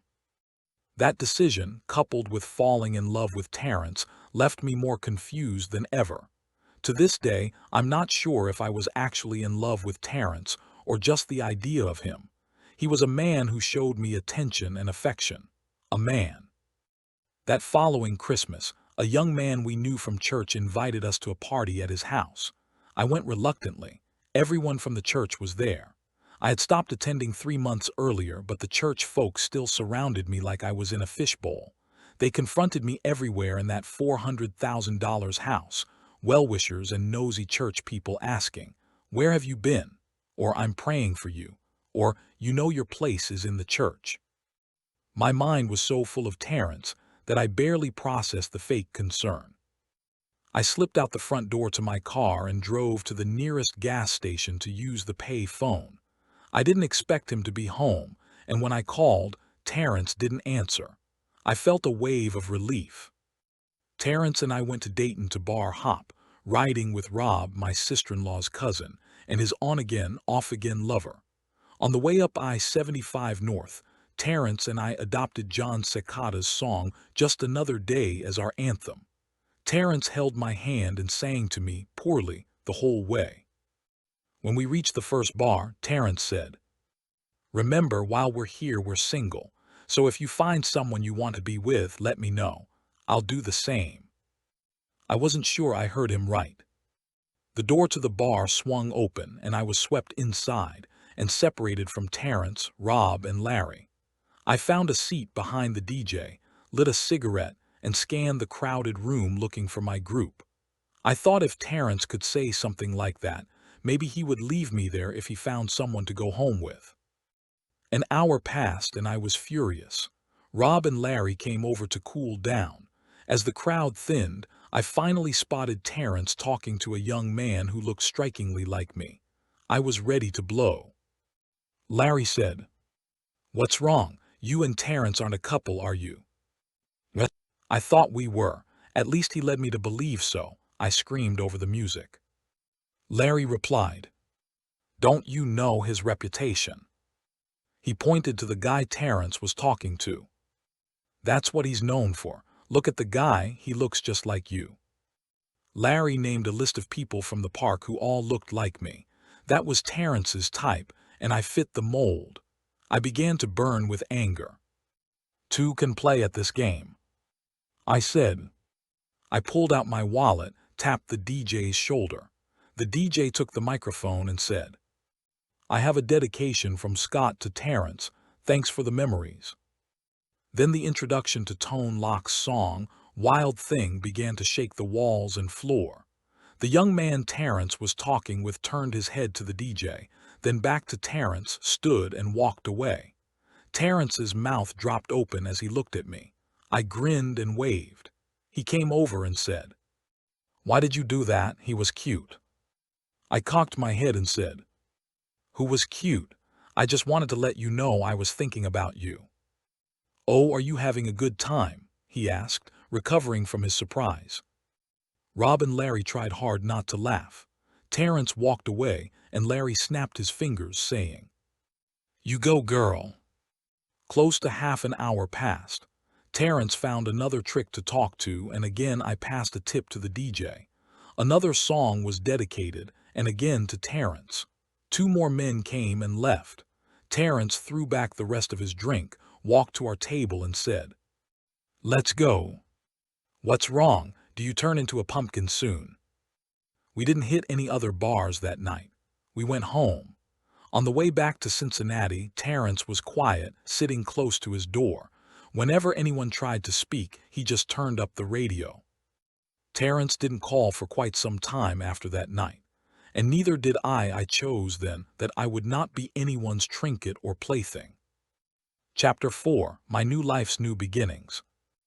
Reconciliation between Mom and me came after a long conversation about what she called root causes. On Thanksgiving night, after everyone had gone to bed, Mom and I stayed up watching TV. She said, "We have a lot of company coming between now and Christmas. I want to get the decorations up before they arrive."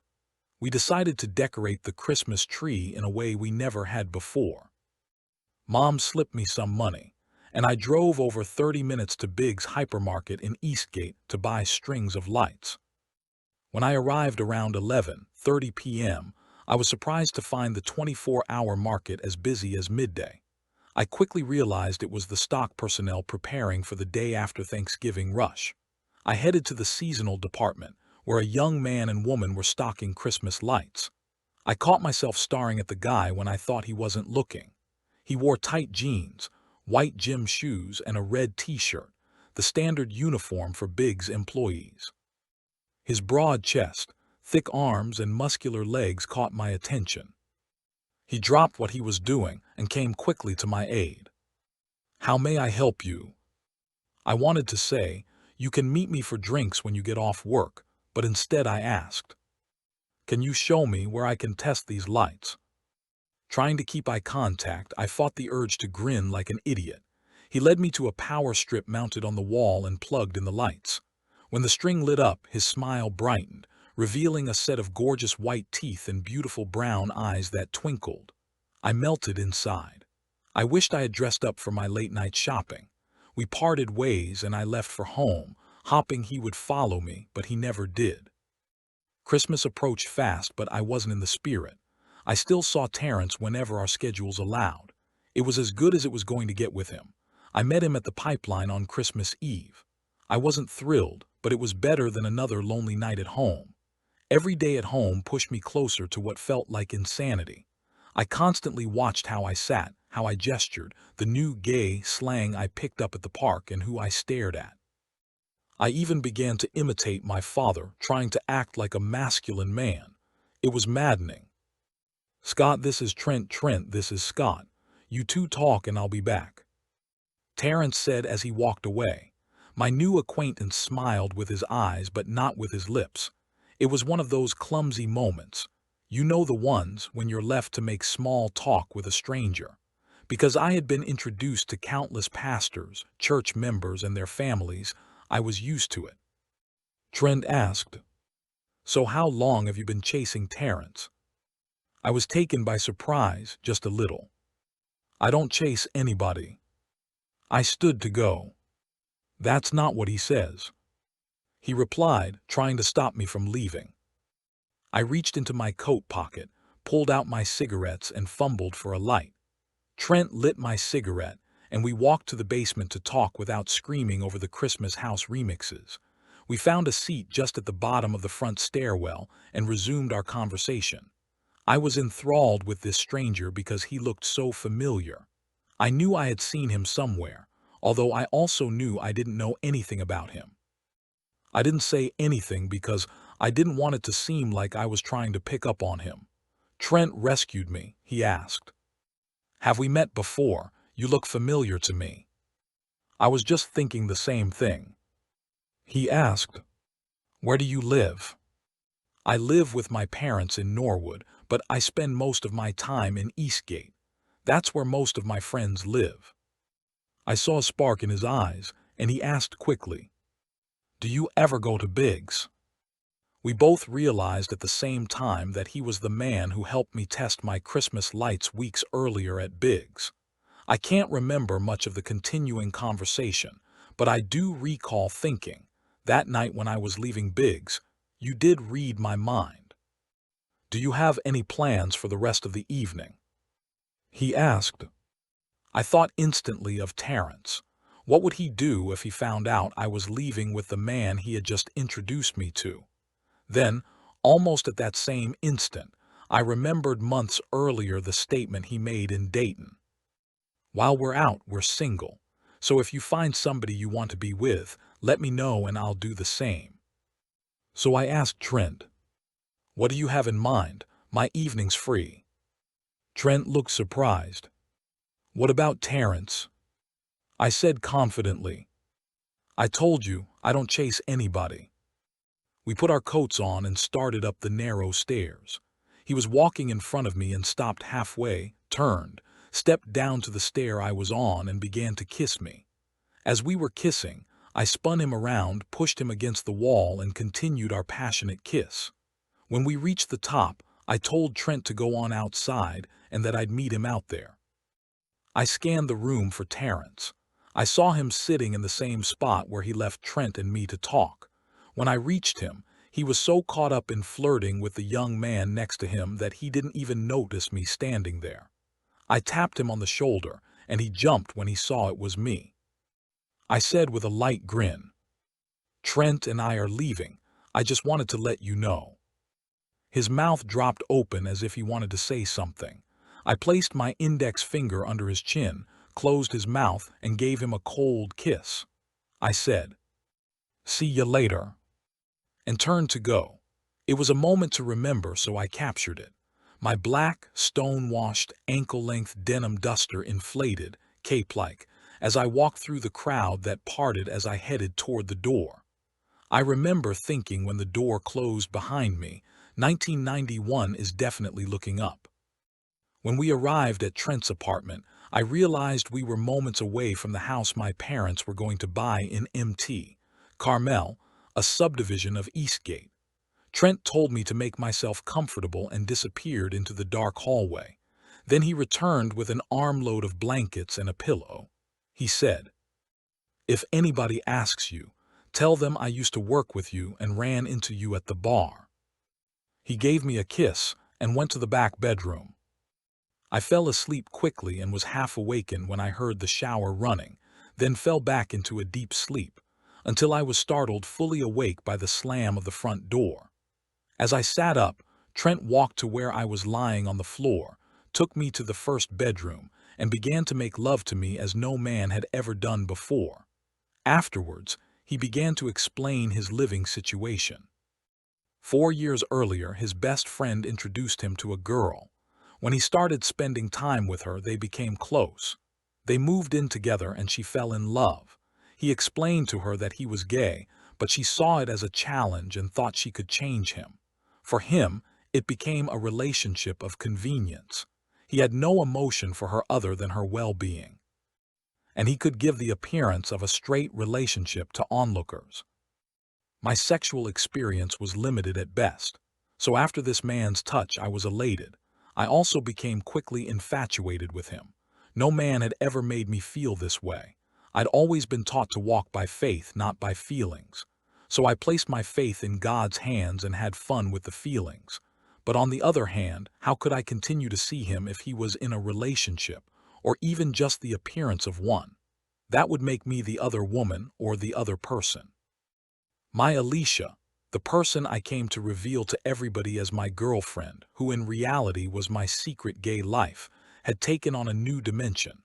Since she had become the new person in my life, one that I began to like, I was talking about her more and more.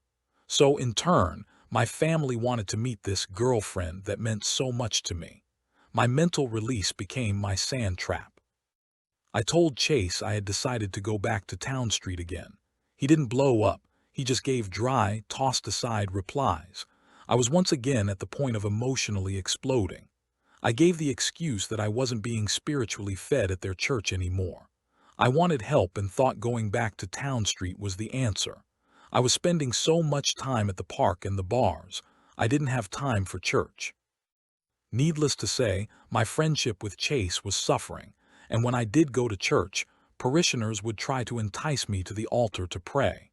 My relationship with God always seemed to be at its best when I was at Town Street, but I soon discovered the meaning behind the old saying, "You can never go home again." I went to the following Saturday night service at Town Street. It hadn't changed in the 2 years I had been gone. The service was like a breath of familiar stale air. I was able to relax, and yet at the same time I felt uneasiness creeping over me. It doesn't happen often, but sometimes I get a feeling. It's almost like an anticipation of things to come. I'm not crediting myself with any second sight ability, but it never fails. I can never tell if it's going to be something good or bad, but when the event takes place, the feeling leaves. The service wasn't too unusual, and the people greeted me well, almost too well. They were treating me as if I had just returned from a hospital stay. At the end of service, I waited for the pastor to tell him I was back for good. I remained in my seat until he made his way to the back of the church. I stood and shook his hand.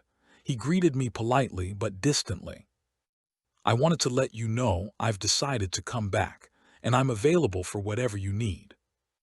He raised one eyebrow and looked at me as a father would look at his child to display authority, and said, "Well, first thing you need to do is get a haircut, then go to the altar and pray through. Then we'll get you back up in the pulpit." He turned and walked away. I was abashed. Where did that come from? My hair was no longer than it had ever been. I didn't need to repent for leaving. Not taking into account the attitude he displayed when I wanted to tell him I was leaving 2 years ago, I decided returning was still the best decision. I ignored my apprehension for a few weeks just to see if wadding back in was what God wanted. Meanwhile, my feeling loomed close by, like the dusk consuming the last evening light. I called Amanda, one of my best girlfriends. I hadn't seen her in church, she said. "I heard you've been going to Town Street again. I was surprised, but I'm glad you're back. What about you? Where have you been?" We wound our way through all the typical how you beens and how you doin'. But for some reason, Amanda wasn't acting like herself. Knowing her like I did, I wasn't apprehensive to ask her directly what was wrong. "What do you mean?" she asked. "You don't sound like yourself. Did I do something to upset you?" She said, "I'll tell you, but you have to promise to not get upset with me.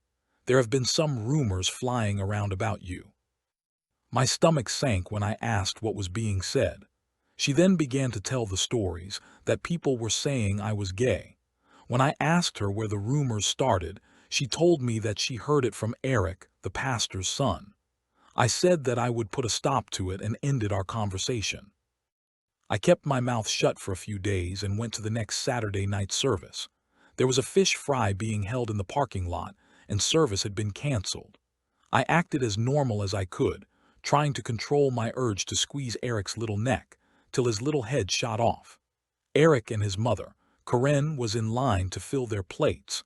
I jumped from my seat and ran in line behind them with more urgency than I should have displayed in a crowd of church people. Eric stood behind her, not noticing I was behind him. When she filled her plate, I caught her attention and asked if I could join her and the pastor, and I needed for Eric to be there. She agreed with her usual cheery demeanor. Eric's eyes distended, and then he dropped his head. We all sat in our folding chairs to eat. It was perfect.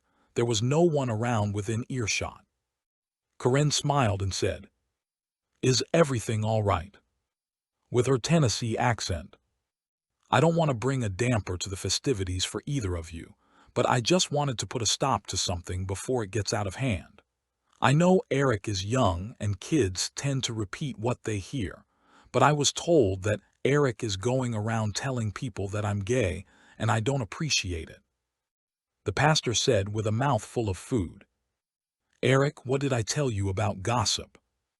Corinne's eyes grew sad and she said, "He told us about that. I told him not to repeat it." "Well, he has, to many people. I wondered why people were acting so funny around me." By this time Eric was crying, his 10-year-old little boy cry. I asked Eric, "Do you know what a gay person is?" He shook his head. I continued, "It's a person who likes another person of the same sex as they are." I could tell by the look of horror on his face that he really didn't know. I asked Eric, "Where did you hear this from?" He answered fast and furiously, "I heard Chase tell my sister. I figured if he said it, then it must be true." Corinne interrupted, "So you took it upon yourself to tell everybody else?" She stood and sat her plate and cup on her chair. She then grabbed Eric's hand and pulled him out of his chair and spanked him on the spot. As she spanked him, she said, "I want Eric to know what it feels like to be publicly humiliated, like he tried to do to you." I finished eating with the satisfaction of knowing I had one down and two to go, and my feeling began to subside. His sister was next on my hit list. When I confronted her, she shrugged her shoulders and said, "I don't want to talk about it. You need to talk to Chase." When I asked her if she believed it, again she shrugged her shoulders, but this time not a word. It truly amazes me how people love to indulge in the discouragement on the behalf of those they've been close to all their lives. When I got home, I was so disheartened my eyes were swelled with constant tears. Mom asked what was wrong. I couldn't bring myself to tell her the whole story, so I just said it was Chase. I don't give credence to her full understanding, but she questioned me no further. I stood in the kitchen close to the phone that hung on the wall next to the garage door. I picked up the handset, dialed Chase's number, stretched the phone's cord into the garage and closed the door behind me.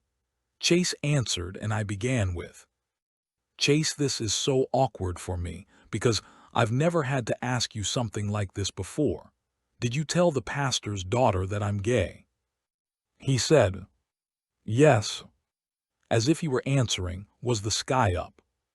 I was jumbled. I honestly didn't expect him to admit it, at least not so easily. "Do you really believe I am?" I implored, trying not to let my voice crack. He answered just as coldly as before. "Yes, I do. You told me a year ago if you were gay you would quit going to church or stop hanging around. I feel like I've been deceived. I don't believe there's an Alicia, and I don't believe you like girls. You and your family of all people should know what talk like that can do to a person. It caused your dad to leave a church, and it caused your mom to have a nervous breakdown." I heard the phone slam in my ear.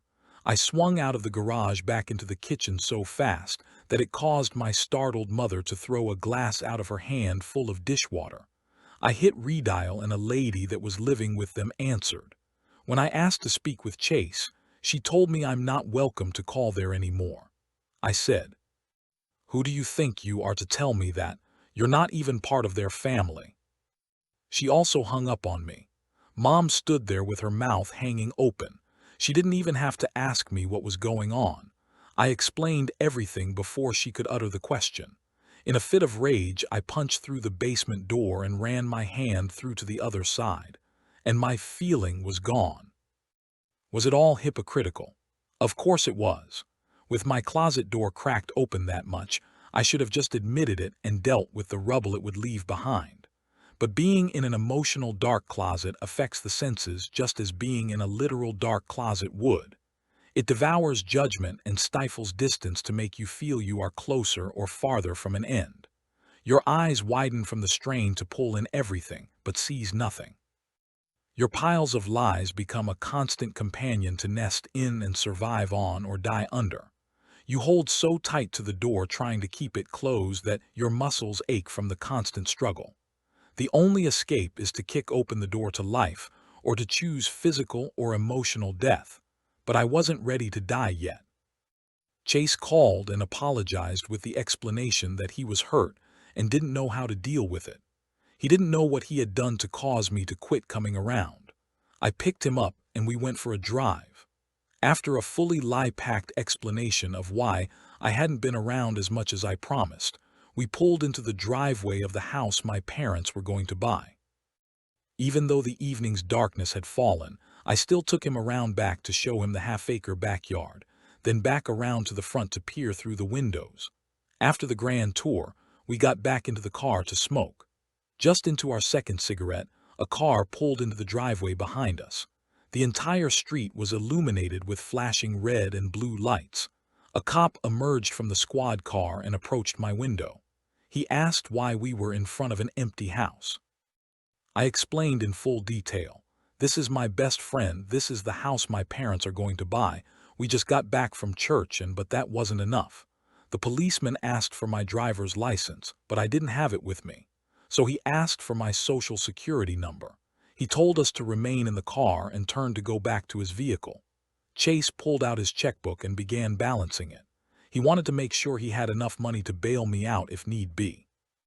The policeman returned and asked if I was aware I had a warrant for my arrest for breaking and entering. No, sir, I should have nothing on my record except a few speeding tickets. The officer said, "It's funny that you're sitting outside a house you don't live in and you have a B and E on your record. Please step out of the car." I stepped out and the cop slammed my door shut, leaving Chase inside. "Put your hands on the top of the car," he ordered. When I did, he frisked me from the back of my neck to my shoes. Then he led me to his cruiser and put me in the back seat. He called in my social security number again. The voice on the other end read back a name and a list of crimes under that name. When they finished, I spoke up. "Who is that?" "That's you, smartass." He answered, "No, sir, that's not me. My social security number is." He said, "Shit, I wrote it down wrong." He called in the correct number and the voice read back a list of speeding tickets, all paid. The cop began to write a ticket. When I asked why, he said, "I have to give you a warning for trespassing on private property, but when I'm finished, you can go." Trent and I were seeing each other as much as possible. I was living with my parents, and Trent had a girlfriend and a roommate. Trent's girlfriend also worked at Biggs, so I couldn't even see him at work. My parents eventually closed on the new house, and I was excited that I was only going to be 5 minutes from Trent's apartment. I immediately got a copy of the keys to the house and moved all my things into the basement. After bar hopping one evening, Trent and I went back there. When we arrived, Trent was apprehensive, but I put his mind at ease by letting him know it was just going to be the two of us. I took him to my room in the basement. There was nothing to sit on yet, so Trent made himself comfortable on my twin bed. He saw the trophies on the bar and asked how I won them. I explained I won them in talent contests. His expression was one of, "Yeah, right." I asked what that look was for. And he asked what my talent was. When I told him I won them singing, his expression didn't change. I took out a soundtrack and sang for him. When I finished, I walked over, closed his mouth, pushed him back on the bed, crawled on top of him, and this time I made love to him. Trent made it clear he had every intention of leaving his girlfriend, but until he didn't want to make a commitment. I respected his decision, but it didn't stop me from falling in love with him.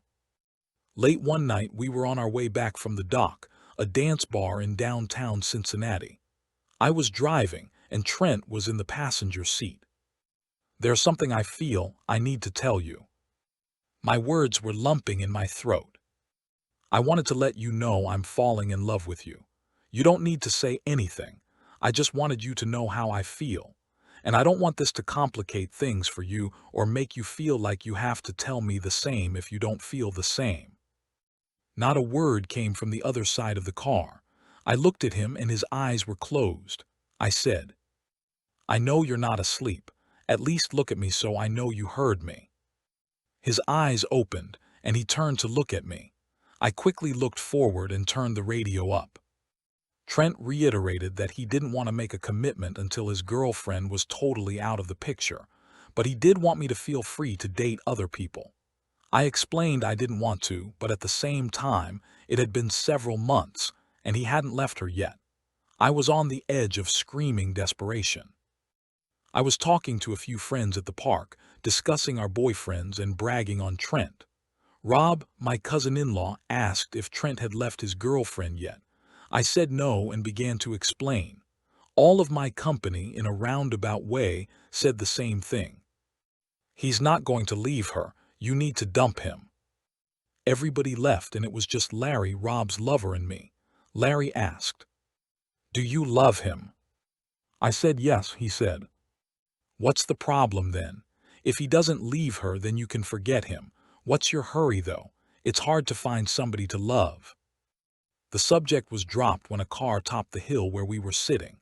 A young lady stepped out of the driver's seat. Then a cute blonde boy stood from the passenger side and waved at Larry. As Larry waved back, he said his name was Robert and he was a stripper. It was becoming dusk, and we had all been talking for a few hours. I was elated to find this cute stripper was attracted to me. He had white blonde curly hair and was my height. He was wearing a solid black vest with no shirt underneath, tight faded blue jeans, and black snakeskin boots. It was obvious he worked out to keep in shape. I told Trent about Robert right away. I didn't want there to be any secrets between us. After all, he was living with his girlfriend, so why couldn't I have somebody on the side? Trent didn't give much reaction, and we still saw each other when his schedule allowed. When it didn't, I would go out with Robert. Robert was also fully aware of Trent. It wasn't fair to Robert that I was seeing both of them because he was beginning to really like me. One late evening, Robert and I sat at his sister's apartment where he lived to talk. After his sister and brother-in-law went asleep, we sat on the couch. While holding me, he told me that he was in love with me and wanted me to get rid of Trent. I began to cry and thanked him. I was confused. I wanted Trent, yet I really enjoyed Robert's company. To stop the confusion, I explained to Robert that I couldn't do that right now, at least not yet. He let me know he fully understood, but wished I felt for him the same way I felt for Trent. To show he understood, he held me on the couch for the rest of the night until I fell asleep. The next day, I was burdened with my love for Trent and Robert's newly expressed feelings for me. I called Trent and gave him an ultimatum. "Trent, I know you can't move out yet, but it's either her or me. I need a commitment from you now or it's over."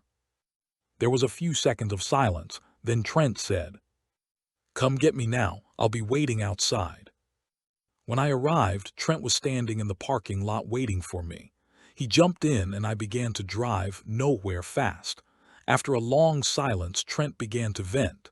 He said, "I know I'm not being fair to you, but you know my situation and you said you understood. I can't leave now because I can't afford to. My roommate moved out and it's just her and me, so it may be even longer before I can leave. And it doesn't help that you're yelling at me about a commitment when she's sitting there listening to every conversation. I love you and I want to be with you. If you'll give me a little more time, it'll just be the two of us. I promise." I asked if he loved her and he said no, but that he didn't want to leave her destitute either.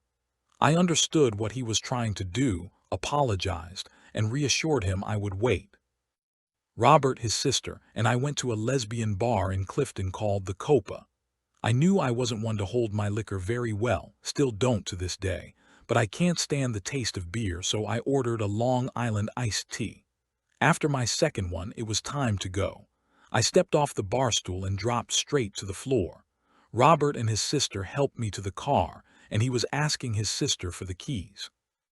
She said she wanted to drive because she hadn't been drinking, but Robert kept insisting. After 5 minutes of explaining why I would rather his sister drive, Robert got into the front seat and left me sitting in the back alone. I didn't care how mad he was. I didn't want to die. When we reached the bottom of Coleraine Avenue, Robert's sister put the car in first gear and began to climb the 3-mile hill.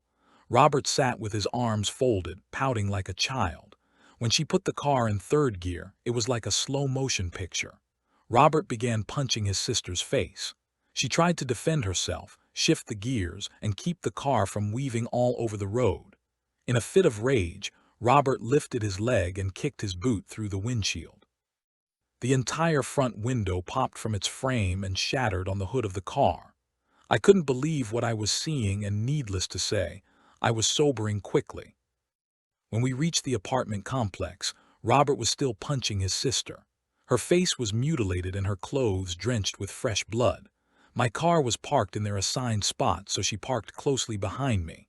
Robert jumped from the car, ran to the driver's door and tried to open it, but she had locked it before he reached it. He then climbed on the hood of the car and pulled her through the open windshield frame. I got out and ran to my car. I started it before I even shut the door.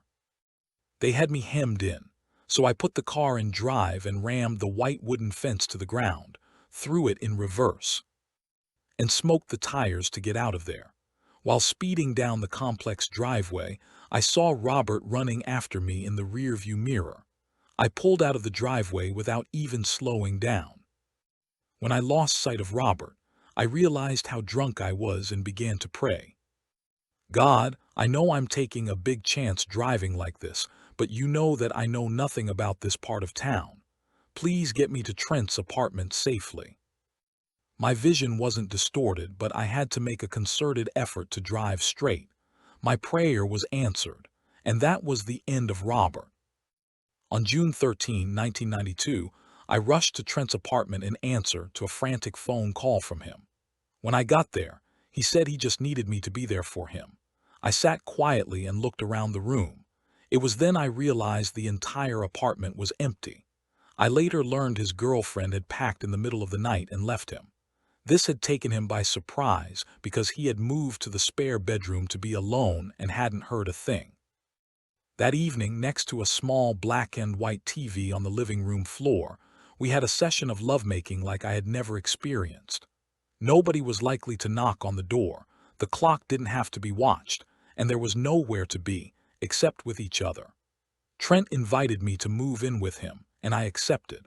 I had never lived with someone I was in a relationship with, and I was excited to start this chapter of my life with the man I loved. My lack of experience and immaturity didn't alert me to this new living arrangement, that it might be a rebound situation, or that Trent might have had more feelings for his now ex-girlfriend than he anticipated.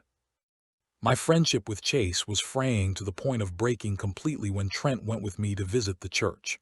People acted distantly friendly, and everything that could happen in a Pentecostal church happened. People shouted and danced. There was a message given in tongues and interpreted, and there was a prayer line. I wasn't ashamed. In fact, I was quite proud. But Trent, never having been exposed to a Pentecostal church, was taken aback. Not to mention, Chase was none too enthused to meet who was becoming my new best friend. I introduced my parents to Trent. I was excited for them to meet, but unsure of how they would react. I reminded myself that in all the years I lived at home, my parents never displayed racism in front of us kids. Despite my worries, my parents made me proud. My father didn't flinch when he opened the door and offered his hand in greeting. Mom didn't hesitate to fill a plate with food for Trent to enjoy. When my father likes a person, his first response is to invite them to church. That invitation comes after his famous speech that you can sit anywhere but in his chair. His chair speech was made, and the invitation to church was given. Another way to gauge Dad's fondness for a person is if he takes them on a tour of the church when they come to visit. When Trent and I entered the sanctuary, we found Mom sitting close to the rear of the church. Dad spotted Trent and made a beeline for him. He then began the grand tour. In the middle of the pastor's sermon that night, he began to preach on racism. Ain't nothing black ever rubbed off except from a coal pile, and if I find any members of this church actin' different, then your membership will be revoked. He preached. I had never heard the pastor preach like that. I wondered if it was because we had no African American members, despite the church being in a predominantly African American neighborhood, or if he was just trying to make Trent feel welcome. Although, he never preached that way when neighboring African American churches came to visit.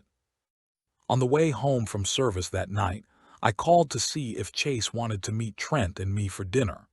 Chase's mother answered, and right in the middle of telling me that Chase wasn't home, she said, "Scott, I have a cousin who married a black man and had his children.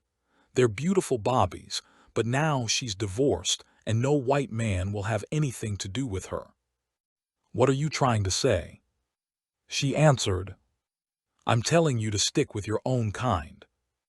I was ready to pull her through the phone. I took a breath and said calmly, "First off, you really need to pray about what you just said.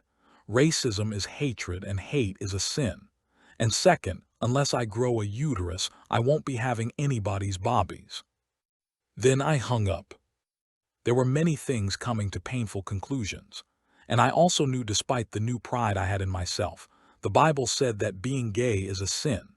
So in turn, the church preached it, my parents taught it, us kids believed it, and the people we surrounded ourselves with affirmed it.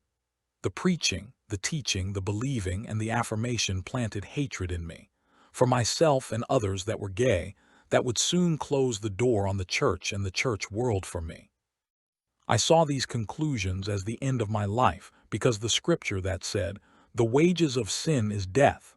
I said to myself, "I've fought, I've cried, and I've fasted. God knows I want to change and I have the faith it could happen tomorrow, but I'm not fighting anymore." Since hindsight is 20/20, I didn't see all these things till years later, as my new life's new beginnings. Chapter 5: The Family Outing and the Aftermath. This chapter serves as a crucible. Illness tests my physical strength. Family reactions test emotional resilience. The decision to live openly tests courage. Together, these pressures forge a more self-assured and self-directed version of me, setting the stage for the next phase of my journey. With his ex's midnight disappearance and me not working, we were unable to keep our apartment. We had to scramble to find a place. The alternative was Trent moving back to his mother's house, 4 hours north of Cincinnati, and me moving back with my parents.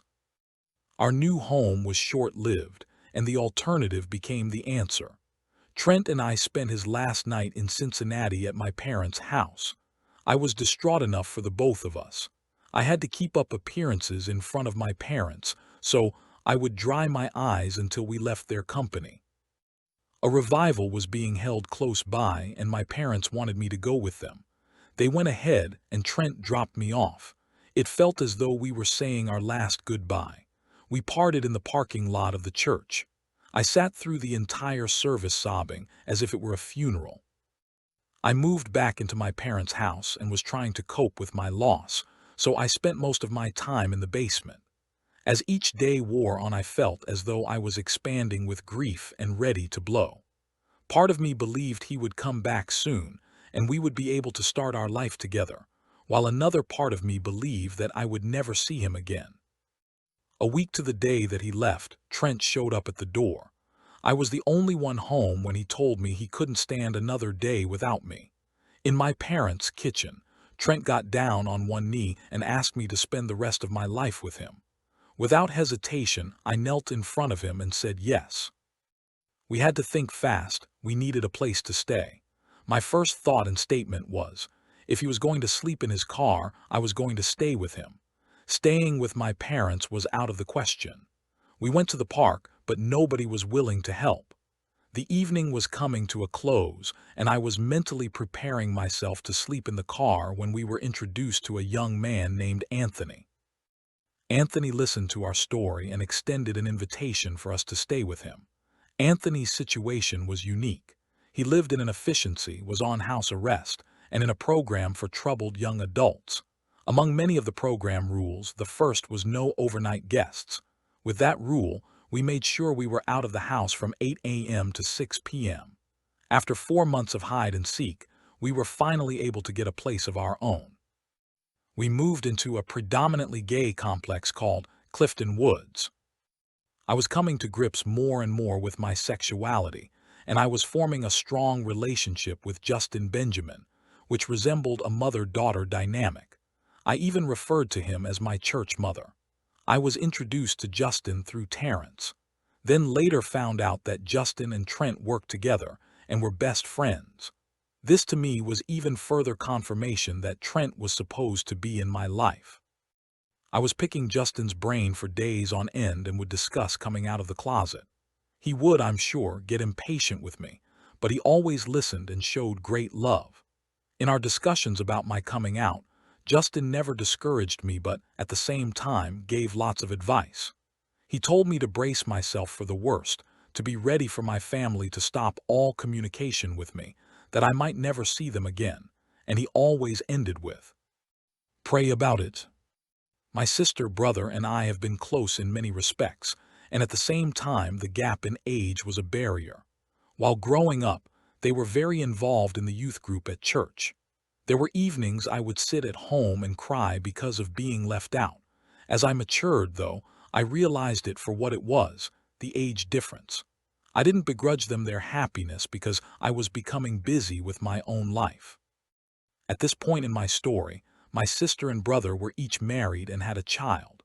The pressure was on for me to join the ranks of the married siblings. The necessity to get married was never stressed by my parents, but my brother was pouring it on thick with stories of wedded bliss. My heart ached to tell him I was already experiencing this bliss. My sister was nonchalant about wedding cheers and jeers. Her motherly instinct was making her oblivious to everyone else but her wagon-circled family. "Mom," I was considering every possible response my family might have to my coming out, so I would test the waters as much as I could to gather information. An opportunity arose. On a Christian TV talk show, a guest shared about her daughter who moved out on a Friday and came out on Monday, revealing her roommate was actually her lover. The guest was coping well. The host pointed out the biblical view of the daughter's lifestyle and advised the guest not to allow them in her home. The guest concluded that love would be enough to turn her daughter's life around. My mother and I talked about this program. Mom hadn't seen it, so I asked, "How do you think you would deal with one of us kids being gay?" Mom quickly dismissed my question. "I would still love you, but none of you kids are, so drop it." After a long discussion with Trent about coming out to Mom, he said, "I don't think you should, and I ain't got nothing to do with it, but I support whatever decision you make." I cleaned the apartment, aired it out from cigarette smoke, and called Mom. An hour later, she was at my door. She declined anything to drink as she took a seat. I began, "There's no easy way to tell you this." She jumped in, "You're sick, aren't you?" "No, Mom." Again she interrupted, "You need money, don't you?" "No, Mom." "Well, what is it?" she demanded. "Mom, if you'll just shut up, I'll finish." She stopped bombarding me with questions and said, "I'm sorry, go ahead." I continued, "I wanted to tell you this because I didn't want you to hear it from anyone else. You would have questioned me sooner or later. I'm gay." Her eyes widened, her chin began to quiver, and tears popped from her eyes, missing her face and landing on her lap. There was a long moment of silence as she stared out the patio window. Then she looked at me, her mouth forming a question. "Does Trent know?" "Trent is my lover," I answered quietly. "But what about, how could you know you're not? You were raised better." She shouted, "Mom, it has nothing to do with how you raised me. You and Dad are good parents. You had nothing to do with this. I assumed you knew anyway." She sighed as if resigning herself. "I had no idea." But it wasn't resignation, it was a second breath. "But what about God? You know what the Word says." "Yes, I know what the Bible says, but I've fought this all my life, and I'm not fighting anymore." "How long have you known?" she asked. "I've known since I was 8. I didn't explain where I was or how I came to know. That would have been too much. It would have overloaded her. I wanted to tell you first because I didn't want Dad to kill me. Do you want me to tell him? She looked horrified. No, I'll tell him. I'm just not sure how he'll take it. He'll probably leave me for knowing before he did. Then you can come stay with us, I said before thinking. And let that spirit get on me, not on your life. She snapped. She gave me a cold hug and walked out the door. I had anticipated almost every response except that one, because I said it without thinking first. I spent the rest of the day in tears, but never a single regret came over me. When Trent arrived home from work, he couldn't believe I actually came out to Mom. After filling him in on every detail, he held me while I sobbed. I felt the tension in my shoulders dissipate when Trent said, "You're the same Soctt, she just knows you better now." 3 days passed and I hadn't heard from Mom or Dad. I was growing concerned. If they never wanted to see me again, I had to hear it from them. The anticipation was killing me, so I called Mom. She told me she hadn't told Dad yet. I haven't found the right time. There is no right time. If you're not going to tell him, then I have to. No, I forbid you, she ordered and hung up on me. I sat on my hands so I wouldn't call her back and read her for hanging up on me, because I had already burdened her with so much. She had to deal with this in her time, not mine.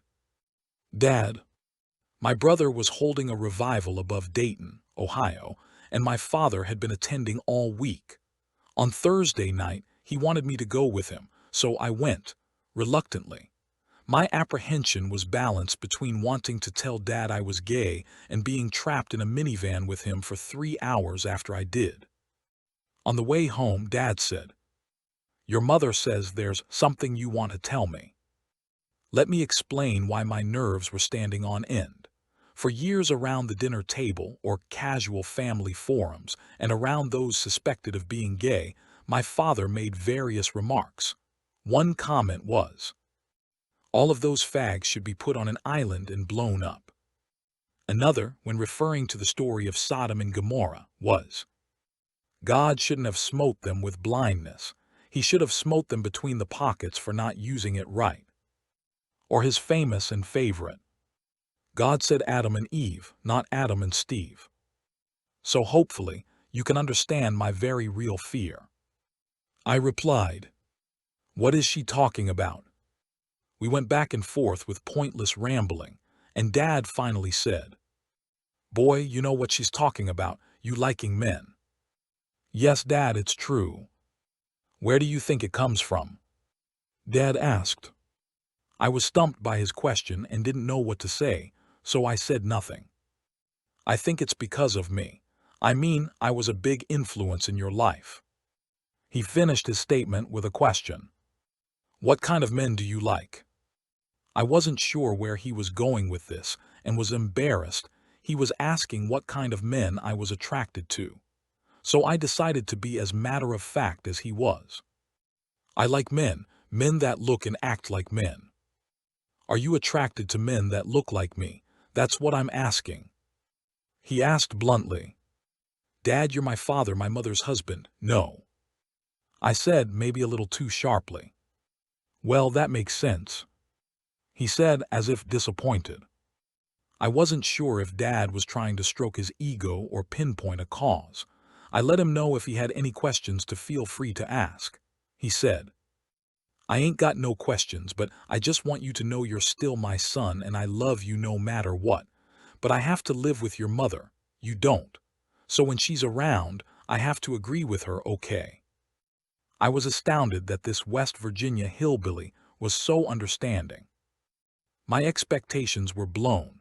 I assumed my father would throw out all understanding, reasoning, refuse to see me, and stop all communication. Instead, I found a man trying to analyze the situation. He wanted to know where it came from. There was no discussion of how sick or how much of a freak I was. He let me know I was loved and still his son. Even more tension was relieved when we parted that evening, and Dad gave me one of his famous bear hugs. "Brother, Several months had passed, and my brother was holding another revival 3 hours north of Cincinnati. He called and wanted me to go with him to sing. At the end of the service, a young lady whom Mike and I had known for years was there with her new baby. Mike explained she was going through a divorce. I said, "I wonder if she would consider going out with me." Mike laughed. "Yeah, right, ask her, I dare you." We left the church, and by the time we reached I-75 South, the sun was just setting its last. Mike asked out of the blue, "Are you gay?" I asked just as quickly, "Why do you want to know?" He said, "Cut the bull, are you or aren't you?" I replied coldly, "Yes, I am." I was immediately on the defense. I had only been concerned with my parents' feelings. I hadn't taken my brother and sister's feelings into account. He asked if I wanted to be, and I gave my no, but I'm not fighting any more speech. He then asked if anybody in our family molested me as a child. Where did that come from? I demanded. He sidestepped my question and told me that when I wanted to change, I could come live with him and he could help me get delivered. I asked if Mom had said anything to him. He said, "No, did you?" Since the trip home was a long one, I told him the whole story. He said, "Mom's right, the Bible does say it's wrong. Why didn't you come to me first?" Right, I'm supposed to go to my brother, the preacher, and say, "Guess what? I like men." He said, offended, "I would have understood."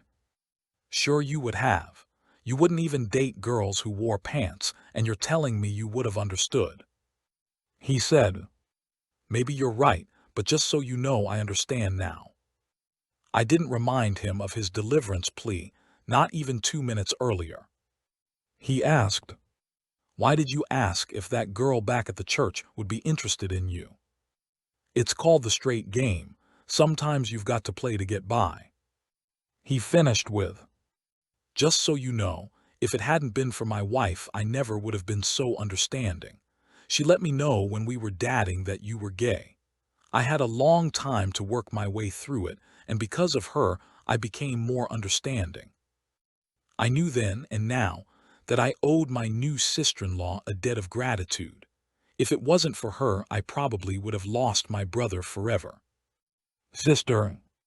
My sister worked in the secretarial pool of a major hospital in Cincinnati. At the same time, Justin's lover Sherman also worked there as the hospital's chaplain. Sherman found me one afternoon at Burnett Woods Park and made a lewd pass at me. He knew full well Trent and I were still together. After turning him down and telling Justin what happened, Justin and Sherman showed up at the door of our apartment, following a funeral. Not handling his grief well, Sherman had become intoxicated. While Sherman was sobering up, he saw the picture of my sister, brother, and me on the wall. He told me he recognized my sister from the hospital.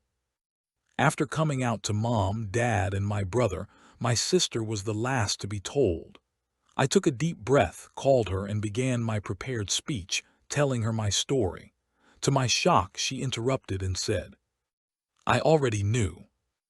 I was dumbfounded and didn't know what to say. She said, "Sherman told me, you know Justin's friend.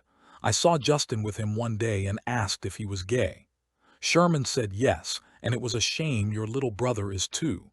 So I acted as if I already knew because I was humiliated." I was livid. "Did you also know Justin and Sherman are lovers?" She began to scream. "Sherman is married and has children." "I know, but he lost his church because of it. His wife left him and took his children away too. Did he also tell you that he decided to tell you all of this out of revenge, because he made a pass at me and I refused? Did he tell you that much or just decide to tell you about me?" All the things I said were true, and I knew it wasn't my place to out Sherman to her, but I was pissed. "Have you talked to Mom and Dad?"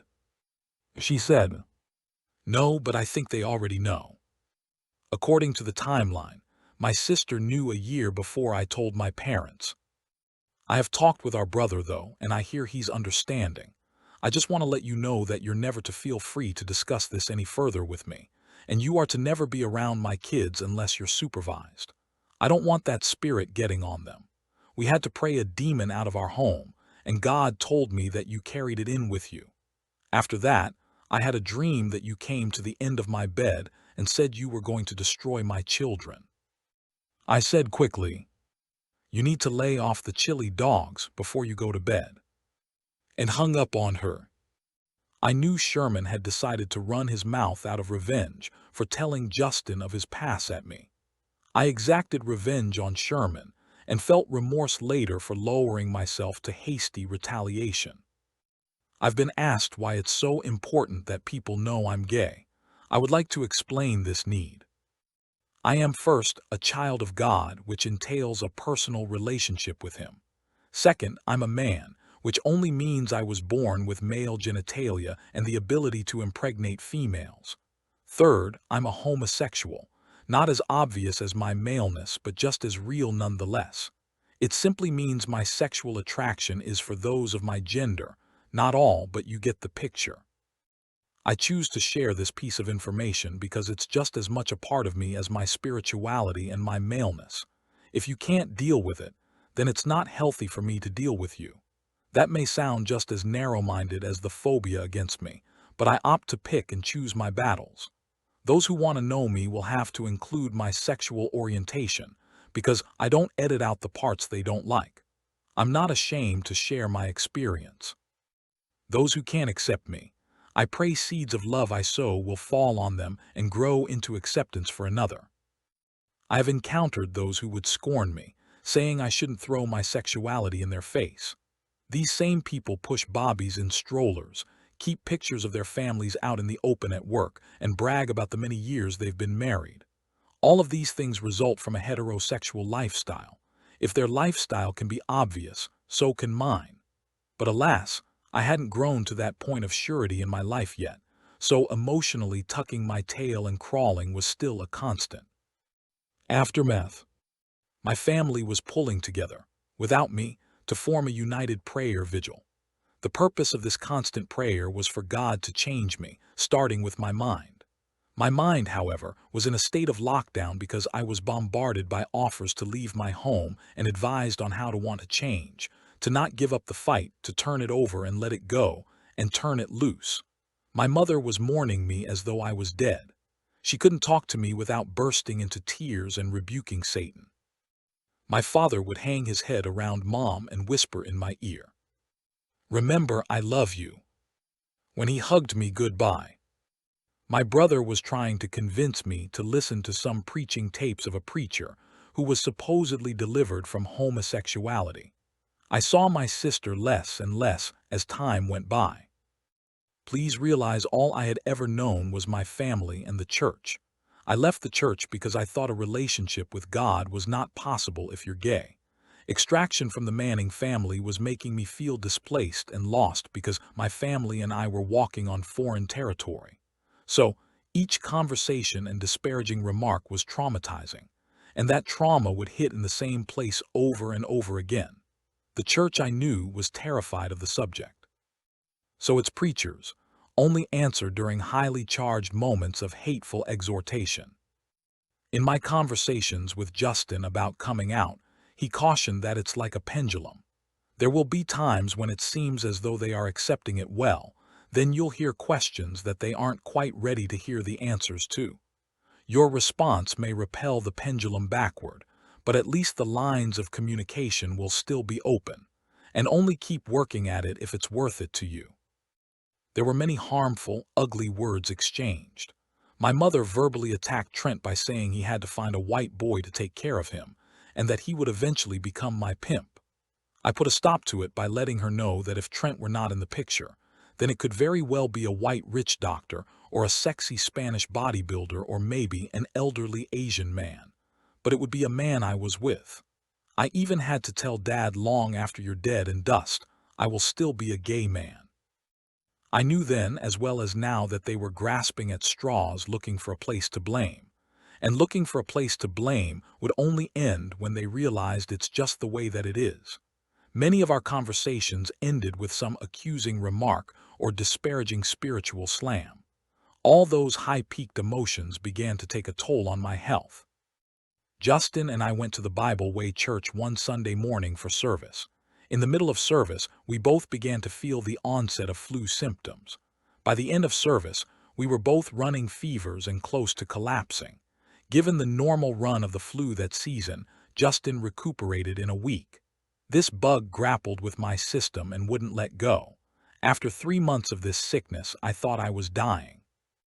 I had to sleep sitting up just to breathe at night. Into the 6th month, Trent called a few friends to help celebrate my 24th birthday. I was feeling somewhat better but not back to full strength. When our guests started to arrive, I felt the fever returning. I tried to shake it off but collapsed on the couch. From that point, it felt like a dream. I opened my eyes and saw everybody hovering over my bed. I woke again to Trent rubbing me down with an alcohol-soaked washcloth. I woke again hearing my friends questioning if they should call an ambulance. Then I woke to daylight peering through my bedroom window. I found Trent asleep on the couch in the living room, so I left him alone. The floor was covered with our friends who had spent the night. It wasn't until I reached the bathroom that I realized the tightness in my chest was gone. The ache in my shoulders, back, and legs had also vanished. I was still weak, but all the symptoms that had haunted me like an unwelcome specter were replaced with a fierce hunger. My friends admitted to me that they thought I'd been stricken with AIDS, which was not the case. It wasn't until years later that I attributed stress to not allowing me to recover quicker. I started working at the Metropolitan Country Club. This was my first position as a waiter. The commute was an hour bus ride. One transfer took me across the Ohio River to Covington, Kentucky. Then a 10-block hike led me to the first floor of the Embassy Suites, 20-floor building. Yes, my flu was gone, but a constant nausea was forcing me into every nearby restroom. It interfered with my serving duties and caused me to miss days of work. One day in particular, in the bus terminal, I had just emerged from the restroom when an announcement was made over the loudspeakers that a series of buses were running behind schedule. Among the list of numbers read was the bus I needed to make it to work on time. I left the terminal and began to make my way toward the 200-year-old suspension bridge. Halfway across the bridge, a warm sea of nausea overcame me. On my hands and knees with my head hanging over the edge of the bridge, I made my contribution to the Ohio River. Because of that episode, I was over an hour late for work.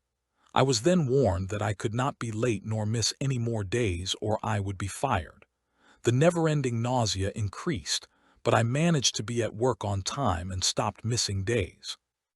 I discovered this company had no regard for its employees when I was stricken with another bout of the flu. I was on 3 different kinds of cold medicine and was now vomiting blood. The hospital found a bleeding ulcer in my stomach and gave me several names of over-the-counter medicines that might work, but I was going to have to find what worked best for me. I called work to let them know what the emergency doctor had found on top of my flu. The hospital recommended 2 weeks off work, but my supervisor said, "I don't mind if you're late, but if you don't come tonight, then don't bother coming back." I put on my tuxedo uniform and walked to the bus stop. When I reached the 19th floor, I was soaked from fever-induced sweat. I looked like I had taken a shower in my uniform. My supervisor immediately put me to work. My first task was to take a tray of 20 red wine glasses to table 23. My judgment was distorted, and my equilibrium was off because of the medication and my flu. I was winding my way through the waiter station in the kitchen and misjudged the distance between a cluster of servers. I was wedged between 2 other servers, but the tray kept traveling. The tray landed in front of the head server, who was kneeling down tying her shoe. I was humiliated, then struck with fear when I saw her covering her face. By the time I reached her, the applause had concluded in the main dining room. When I reached her, I discovered she saw the tray heading toward her and covered her face before it landed. Our supervisor flew through the swinging door to see what happened. When he saw it was me, I was ushered to the office and asked what happened. I explained the events and asked, Would it have been worth her losing her sight to have one extra server on the floor? For a long moment he just stared at me. Without a word, he dismissed himself and soon returned with a thermometer, popped it under my tongue, and asked what kind of medicine I was taking. I reached into my pocket, took out the sinus, cold, and flu medicines, along with a prescription and over-the-counter ulcer medicine, and dropped them on his desk. His mouth dropped open. He pulled out the thermometer. When he examined it, he apologized and approved the doctor's request for 2 weeks off work to recover. I was pouring my time, love, attention, and effort into my relationship and our home. I abandoned prayer, convinced he wouldn't hear me. My emotional fragility reached a breaking point. I was teetering on the edge of suicide, and my deepening depression terrified Trent. He tried to help, but I thought our relationship was part of the problem. How could he possibly save me? Then Justin stepped in, though I doubt he even realized it. He took me to several churches. None openly embraced gay people, but neither did they condemn us. The pastors preached, skirting the subject, moving on as if it didn't exist. Yet when I saw openly gay men worshiping, leading choirs, shouting, dancing, and preaching, something inside me lit up. I wrestled with this for months, asking Justin, how can they serve God and still be gay? His answer became my lifeline. I don't know if what I am is wrong, but I know I love God. I may burn in hell for being a sissy, but I'm going to live for God until He changes me or calls me home. I replayed those words endlessly in nightmares in front of the mirror, to friends, family, and coworkers. That simple statement cleared the fog in my mind. Thoughts of suicide scattered like dust in the wind. My worthlessness shrank to embers. This was my turning point. Each church visit slowly rebuilt my joy from the rubble of pain. That healing spread to my home. Trent no longer feared for me. I longed for a church to call home, though none of Justin's felt right. Then I found one during a revival my brother led. I'd known the pastor and his family for years. Their gospel choir was renowned. Mike warned me when Mom and Dad planned to attend, so I could avoid them. This congregation loved my brother and was completely disconnected from the gossip circuit, so they loved me too. They asked me to sing, to participate. The joy of belonging rekindled the relationship with God I'd let die. For nearly a year, this became my church, my home. The simple gift of acceptance laid the foundation for what was to come. My health returned, and so did a fierce will to live. All my life I lived to please everyone. The youngest, the follower, the child holding up the rear. I was meant to embody my sister's steadiness, my brother's ministry, and the church's example. When I didn't fit the mold, I was scorned and mourned as if dead, on top of the self-hatred I was bred to carry. But I found strength in Scripture. I clung to Ephesians 6, weaving together the end of verse 13 and start of verse 14 into my own declaration. And having done all to stand, stand therefore. After learning to stand emotionally, I had to learn to walk again. The painful truths stung less, replaced by a resolve to seek God's plan for me and my home. I found the courage to say, I've lived as a gay man in a Pentecostal home for 25 years. I'm done fighting. Now it's their turn. I'm here if they want me, but I'm no psychiatrist and I won't tolerate the abuse anymore. Chapter 6, New Directions. The year was 1998. Trent and I had moved to Florida. It was a much-needed move in our life. We were making new and wonderful friends and learning who we could trust. I was sitting in the hot tub after just settling into a new apartment, and I started thinking over the events of the last few years, the things that it took to get us to this point, along with the wonderful road signs and dreaded drama that got us there. In hopes of a ray of inspiration, I had been listening to all my audiobooks on my way to and from work. I listened relentlessly, not just for motivation, but for reaffirmation, to remind myself who I am, where I've been, and catch a glimpse of where I might be going. Yet, nothing served as a clear road sign or sense of direction.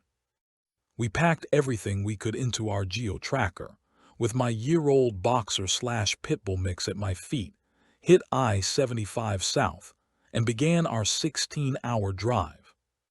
We decided to make the move because I had run into a grade school friend.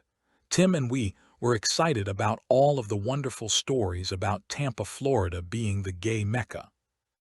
We arrived on September 14, 1996 and gave my friend, Tim, $80 to start our share of that month's rent. The next day, Tim told us he was moving out Monday and that we needed to find a place to stay, knowing full well that we knew nobody in Florida and would have no place to go. My first thought was to take our remaining money, fill the gas tank, and head back to Cincinnati. Before Tim left for work Monday, he reminded us to find a place to stay because he'd be moving when he got home. I sat in a daze for a few hours, and then we started combing the streets for an apartment, but had no luck. After the expense of moving from Cincinnati to Tampa, all we had was a deposit and not first month's rent. Landlords were not impressed. Tim's apartment had 3 doors: a side door to the street parking, a back door to the yard, and a front door leading to the hallway of the 4-unit building. Tim had placed an office desk in front of the front door, saying the hallway was never used. I moved the desk aside to take a peek and discovered why. It was filled with old, musty furniture, and several of the neighbors' cats scattered as I poked my head out. As I started closing the door, I noticed a paper taped to it with bold letters: "Eviction Notice." I removed the paper, closed the door, and put the desk back. Reading the notice, I realized why Tim wanted us to move in. He needed our money to help with his new apartment and planned to leave regardless of us move. I let Trent read it and watched his face turn to contempt. He came to the same conclusion I had moments earlier. When I asked what he wanted to do, he was too angry to answer. The notice said Tim was well past the 3-day deadline to vacate. I sat in a funk for a few minutes and began to brainstorm. I called the number on the notice and asked for the person who signed it. When he answered, I said, "I know you don't know me, but I'm a former friend of Tim, your tenant in apartment 1. I don't know your history with him, but I want to strike a deal." He answered, "I'm listening." Tim arrived home surprised to find us sitting over a half-eaten pizza, watching Bet's comic view in good spirits. Dazed and confused, he asked, "Did you guys find a place to stay?" I nodded and laughed. He said, "I'm not moving till Friday, so you can stay till then." I said, mouthful of pizza, "No, you're moving tonight." He exclaimed, "What?" I stood, swallowed my pizza, and wiped the grease from my fingers. I held up his eviction notice in one hand and my new lease in the other, and without handing them over, showed him why he was moving that evening. He demanded, "How did you get that? Let's just say it's 8:00 now, and you've got till midnight to get the fuck out of our new apartment. If you start now, you'll be gone before the police arrive." For the next 4 hours, Trent and I watched TV while Tim stomped back and forth, packing what he could into his compact car. Tim deserves credit for telling me about MCC Tampa, Metropolitan Community Church of Tampa. He called it the gay church. Immediately, my mind conjured images of a dark building blasting dance music, pride rainbows everywhere, and orgies on a so-called altar. I rejected the idea outright of visiting a church I believed to embody abomination. Curiosity won out. I visited alone for the first time. To my surprise, my preconceived notions began to dissolve when I parked across the street from what looked like a normal house of worship.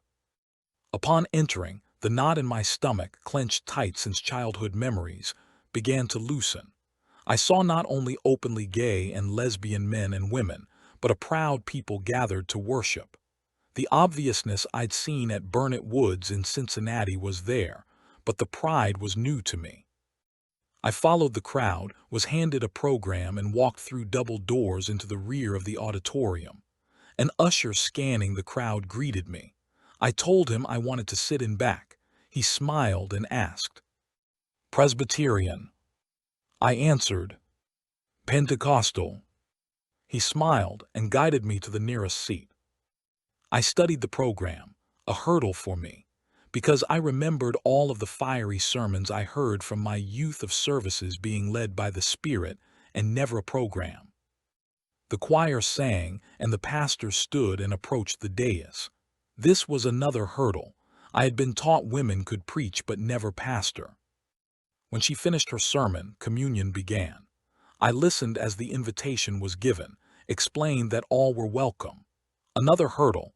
I had never taken communion because a reverent fear was instilled in me as a child, that if there was any sin in your life, participating would assure you were struck dead by God's hand. I watched as gay and lesbian couples stood hand in hand and took communion. By then I was on visual and mental overload. I grabbed my program and hit the door. I was confused. How could God allow this to happen? I yelled at God. These people are gay. They can't be your children. Moving to Florida was at once an overwhelming desire to run into and away from life. I dismissed the runaway saucer of the scale because I had wrestled with my gay demon and exposed it to the world. Maya Angelou, in one of her writings, quoted her grandmother saying, "I looked up the road that I was traveling and back the way I came. I didn't like what I saw, so I cut myself a new path." I could see the way I came, but this new road I was cutting was away from the pre-planned parental roadmap. I couldn't go to mom and dad for advice or guidance. When I attempted to seek them out for help, they pointed to the church. Many years before, Tammy Faye Bakker wrote a book called Run to the Roar. She explained the book's title on the PTL show. She had an immense fear of airplanes. It wasn't the flying that filled her with fear. It was the roar of the engines that frightened her to tears. My roar was acceptance, or the lack thereof. There were many obstacles to overcome or to embrace. I had to overcome being outside of driving distance to my parents, leaving the city I had known since my first memories began, being on my own and being held accountable to creditors, my lover and myself only. I had to embrace my sexuality, being loved by somebody outside of my immediate family, not having a church to call home anymore, and leaving it all 3 states behind. Needless to say, my roars were so loud it was difficult to think. I saw a TV commercial for the South Tampa Christian Center, now called the Church Without Walls. The commercial showed an excited, charismatic, large church. The thought of going to a large church appealed to me for 2 reasons. 1, I could get lost in the crowd, and 2, I wouldn't have to get closely involved in another pulpit ministry. I got dressed, took my tambourine out of mothballs, and followed my written directions to the church. When I got there, the parking lot was empty. I was positive the lady on the phone told me that service started at 6:00, but nobody was there. I walked through the tent flap, looked around, and saw a few people milling around on the opposite side. The congregation had outgrown a storefront to a huge revival tent that sat 1,000 people comfortably, but it was always uncomfortably full. I was approached quickly to be greeted. I asked if there was indeed a service being held that night, and she assured me that it started at 6:00. It was then that I realized I hadn't set my clock back for the time change. She let me know it was all right to stay, and if I needed anything, to let her know. I found a seat to the left of the platform, halfway back, and waited. A half hour later, people began to arrive in droves and the tent flaps were rolled up. I then heard behind me the roar of engines. I turned and saw 4 huge buses arriving, one following the other. People filed from the buses and began to filter through the countless rows of plastic patio chairs to find their seats. The lady who greeted me when I first arrived came and sat with me. She introduced herself and began a barrage of questions that felt more like an interrogation than a typical greeting to a church. What's your name? Where did you come from? Why did you leave there? Are you a member of another church? How old are you? Are you married? What brought you here? Do you want to take membership? Who do you live with? Why didn't they come with you? I answered the questions I wanted to and sidestepped the ones that were none of her business. It was everything I could do to keep from asking her, "How in the world do you talk without commas?" It was almost time for service to start, and she asked if I would mind if she could sit with me. I was trying to squash the feeling that she was attracted to me and chose to believe she was just being friendly. Hopping she would get the hint, I said. "Sure you can, but I don't talk during services." She never took the hint. Toward the end of service, a prayer line had begun, and I moved closer to the front to get a better view, but she followed. I was trying to keep my mind on the service. I leaned forward and rested my elbows on the chair in front of me, trying to keep her out of my peripheral vision, when she leaned in and whispered in my ear, "How long have you been a homosexual?" I turned sharply. "Excuse me."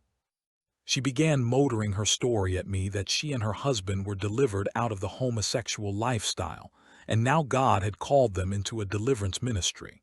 She looked up and motioned to a man to come join us. He was every bit 64, 300 lb of muscle and fat, and dressed like a cowboy. She introduced the man as her husband and said, "Go ahead, honey." I yelled, "Didn't I tell you, I don't want to talk during service?" Without permission, the man grabbed my right arm and pulled me from my seat, with the ease of a father pulling on a toddler. I found myself ushered to the end of the prayer line.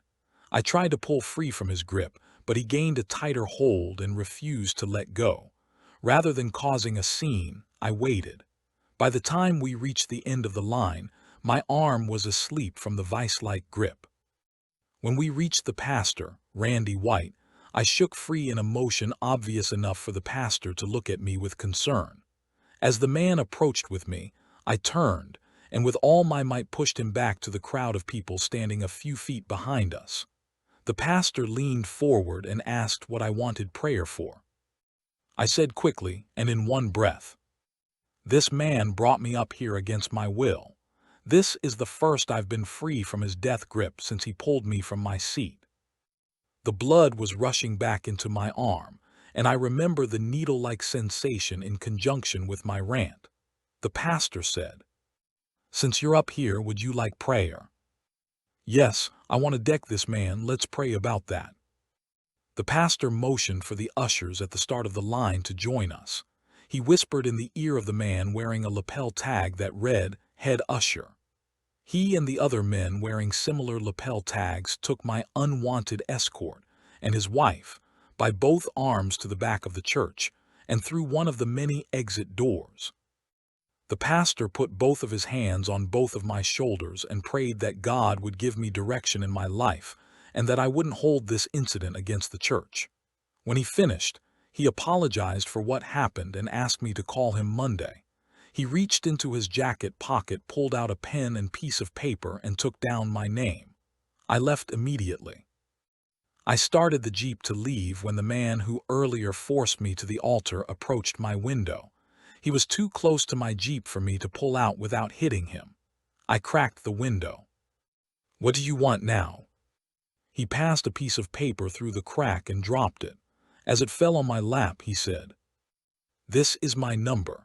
My wife and I have a Bible study in our home, and we would like for you to come." As two ushers were approaching the man, I rolled my window down slow enough to make him think I was actually interested in what he had to say. When the two ushers were within earshot, I blasted, "It sounds to me like you want a date. Does your wife know you're not quite as delivered as you say you are? Now take your phone number and get the hell out of my way or become a speed bump." When I finished ripping the paper into pieces, threw it from my window, I recklessly left my parking spot. I did call the pastor the next day, and he informed me that the couple that harassed me had been dismissed from the church. He begged me to come to the church the following Sunday evening for service. I did go, and the pastor publicly apologized to me.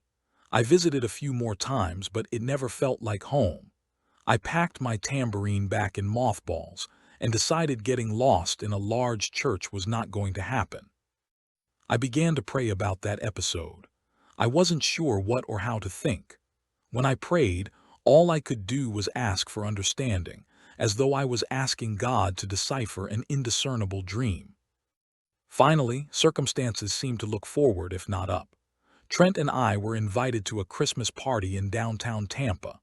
The party itself was elegant, peopled with gay men ranging in size, age, and financial status. When we arrived, Lance, the party's host, was busy mixing a batch of martinis, so we introduced ourselves around the room. We had been introduced to Alan Darcy, a local saxophonist, by Lance a few months before. We were happy to see him there, and we sat to talk. Alan wanted to hear me sing. I asked Lance if it was okay to sing for his guest, and he happily agreed. The result of my Christmas Eve performance was an invitation to sing at the grand opening for the Gay and Lesbian Community Center. The day of the grand opening, I was nervous to the point of nausea. The community center was at the rear of the new strip mall. The center itself could not accommodate the flow of people, so the event was held in the parking lot. Several of Tampa's LGBT+ organizations were represented that day, under a large tent filled with information booths. There were 3 other entertainers before me. As I said before, I wasn't used to audiences that didn't respond with amens or hallelujahs, and this was the first time I performed songs that weren't gospel. I was using the sound equipment of the performer before me. While she sang, the crowd milled around and darted in and out of the center. Nobody paid particular attention to my introduction, except, of course, for Trent. The music started and I began to sing, Somewhere Over the Rainbow. People started to exit the center, and those attending the information booth stopped their business as a crowd formed in front of me. I was overwhelmed when I began to notice smiles of acceptance. I hit and held the final note of the song, and cheers grew like the sound of an oncoming storm. The owner of the equipment switched my soundtrack, and the music for the next song began before the applause ended. I said, "This song is for all the lovers in the crowd. Hold them close and sing with me." I began to sing, "The Closer I Get to You." My onlookers stayed and sang every word and remained until the end of my song. When I finished, the equipment owner whispered in my ear, "You've caught their attention, now I'll keep them." She began to sing and the crowd scattered, resuming their business, some even heading toward their cars. After her song ended, she turned the microphone back over to me. I dedicated my next song to Trent. Even though I succeeded in totally embarrassing him, it felt as though my mini-concert wasn't complete until I let him know how much I loved him. He continues to be my biggest fan today and gets frustrated when I don't pursue my dreams with more vigor. He is truly my soulmate. Dear Trent, the power of the spoken word is like a speeding train, just as fast and just as forceful. It can halt a day to what seems like a permanent stop, and it can lift one's spirit to the top row of an angelic choir. We have shared many words, words of love, words of anger, words of casual conversation and lament. Joined words form communication, which is something we've always aspired to. Our communication has torn down walls of disbelief and crushed the doubting words of others that have no idea what they're saying. Your words have proposed, warned, advised, loved, healed, caressed, and uplifted. As powerful as the English language is, there is no way to convey in just simple words who you are to me, what you've been for me, when I began to love you, where the future will lead us, and why we came to love the people we have been and will be. Please allow the words, "I love you," to be as fresh as the first time you heard me say them. Please don't allow them to lose the luster of the honest intent with which they are said. Please let them be a soothing balm for the wounds. And my prayer, if answered, is that we will continue to talk to each other for the rest of our lives. Love doesn't even cover it, but I do love you.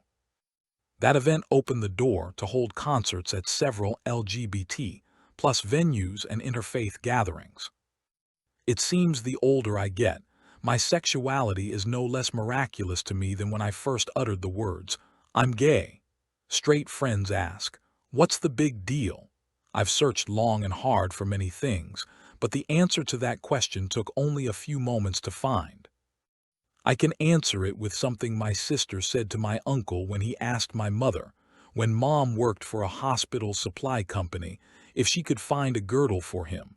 My sister said, "The fat has to come out somewhere." Suppression is a scary thing. When suppressed for a lifetime, the fat comes out in many ways. The victim of the girdle of suppression, if he or she has a mind left, may become so outraged at the iniquities of society that activism becomes a way of life. They become just as intimate with the fight as a clergy person is with the calling. On the opposite end of the spectrum, you will find the quiet deviant, seeking anonymity to the point of total reclusively, drawing the curtains of the mind permanently, and seeking out sexual gratification in bushes, bathrooms, and bathhouses. Or they may choose to be asexual because, if God doesn't love me and society won't accept me and my family will hate me, then, if you can't beat 'em, join 'em. I believe I fall somewhere just above the middle. I'm a mouthy activist. I don't pretend to know the complexity of the mind. What causes a person who leaves a church to have nightmares about it almost 10 years later? What causes one Pentecostal preacher to be as gay as the day is long, and another to loathe homosexuality and all things gay? I don't think I want to know. I just want the happiness I've found to be an example, to the gay preacher and the opposition, to the activist and the gay hermit. I swallowed my pride, crossed my hurdles, and I went back to MCC Tampa and found healing for my damaged little soul. Tears streamed down my face with every song, every sermon, and every communion. I began to get more and more involved. When I told the pastor where I had been, in our discussion, she really began to know me and therefore trust me. I began to sing for the church and fell in love with the people there. I fell into the programmed routines like a pro. MCC Tampa was a place called home for me. The church reminds me of the 23rd Psalm. He leads me beside the still waters. He restores my soul. I wasn't used to a quiet church. In fact, in the church of my youth, we would have considered MCC a dead church, but it was just what I needed. For years, I would interrogate those from other faiths, not that I was interested in converting, but because I wanted to know why people served God in so many different ways. While there, the answers to those questions were answered, along with a few other questions I didn't even know I had. When I first started attending, I went through the brochure rack in the foyer of the church. I found a pamphlet entitled, "What Jesus Said About Homosexuality." I opened the pamphlet and it was totally blank from front to back. I thought it might be a misprint and I grabbed another, with the same result.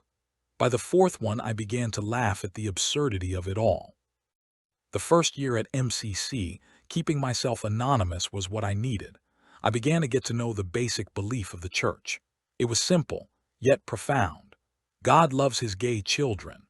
I already knew that God loved me, but it was there I also learned that he liked me too. I didn't even know that was a possibility, but was overjoyed with the knowledge. That simple declaration wasn't so simple to this wounded Pentecostal holiness kid from Cincinnati.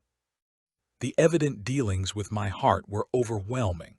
I began to study the scriptures and found a whole new realm of understanding. I knew the scriptures were there all along, but the difference this time was I wasn't hearing it from the pulpit. I was finding them for myself. Before, when I would study scripture, I would hear what sounded like the preachers and teachers of my youth. But now I was hearing them with my own heart and mind. Doctrinal differences were made clear, answers were given to my questions, and a real purpose was found in my relationship with my lover. Old things began to pass away, and all things were being made new. God was placing into my heart ideals and concepts that had been plaguing my mind, to the point that the only outlet was to write. And I discovered writers that inspired me to tell my story. Year 2 at MCC, I knew I was there to heal and prepare for a new kind of ministry. I no longer stood frustrated and said, "God, what is it you want from me?" Instead, I said with serenity, "Not my will, but yours, Lord." As the chains fell from my mind, I found the joy unspeakable and full of glory had returned. And through love and biblical reassurance, doors opened I literally never knew were there. At the end of the second year, there was a concert at the church. I had never heard of the soloist or her famous song, and for the sake of this story, she'll remain nameless because of what happened next. The music leader and I needed to rehearse that night for a solo I was performing the following weekend. I arrived late and headed straight for the choir room. As I approached, I saw a tall woman in a long flowing emerald green skirt and sheer jacket matching the length of the skirt. Just as I reached the door, a group of ladies filed out and the woman in green entered. I followed, but she deliberately tried to shut the door in my face.